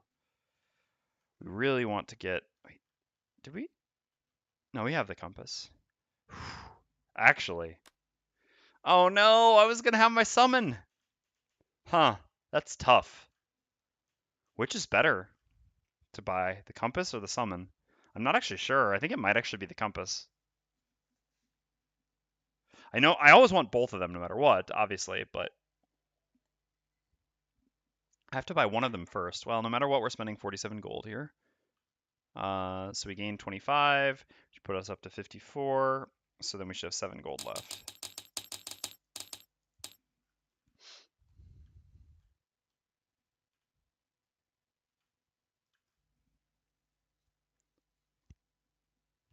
I think the Compass might actually be better. Yeah, I think the Compass probably is better, to be honest. Unfortunately. Oh, my poor summon buddy. But, basically, the Compass will allow us to not have to bring Smoke Bomb, which is something we really don't want to bring, to be perfectly honest, while using Visage more consistently. And also just has a higher upside, I would say. The summon can be nice, especially in boss fights. I guess if I was about to do a boss fight, then I would probably prefer the summon, but hopefully we'll just do a little bit more questing before any boss fights. And accordingly, I think the Compass is the correct choice. I think it's pretty close, though. Similar to the Mindthief's level 6 choice, I think you couldn't go wrong either way. I wouldn't fault someone for taking one or the other. I think both of them are reasonable choices. But in the end, I think I'll go with the Compass. Compass is just also a intrinsically more valuable and more effective item than melee summon items are. So there's certainly that.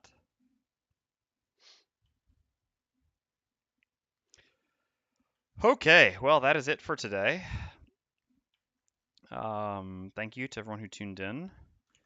We will be back tomorrow as well as Thursday. Back to the usual time for at least this week. And let me double check the...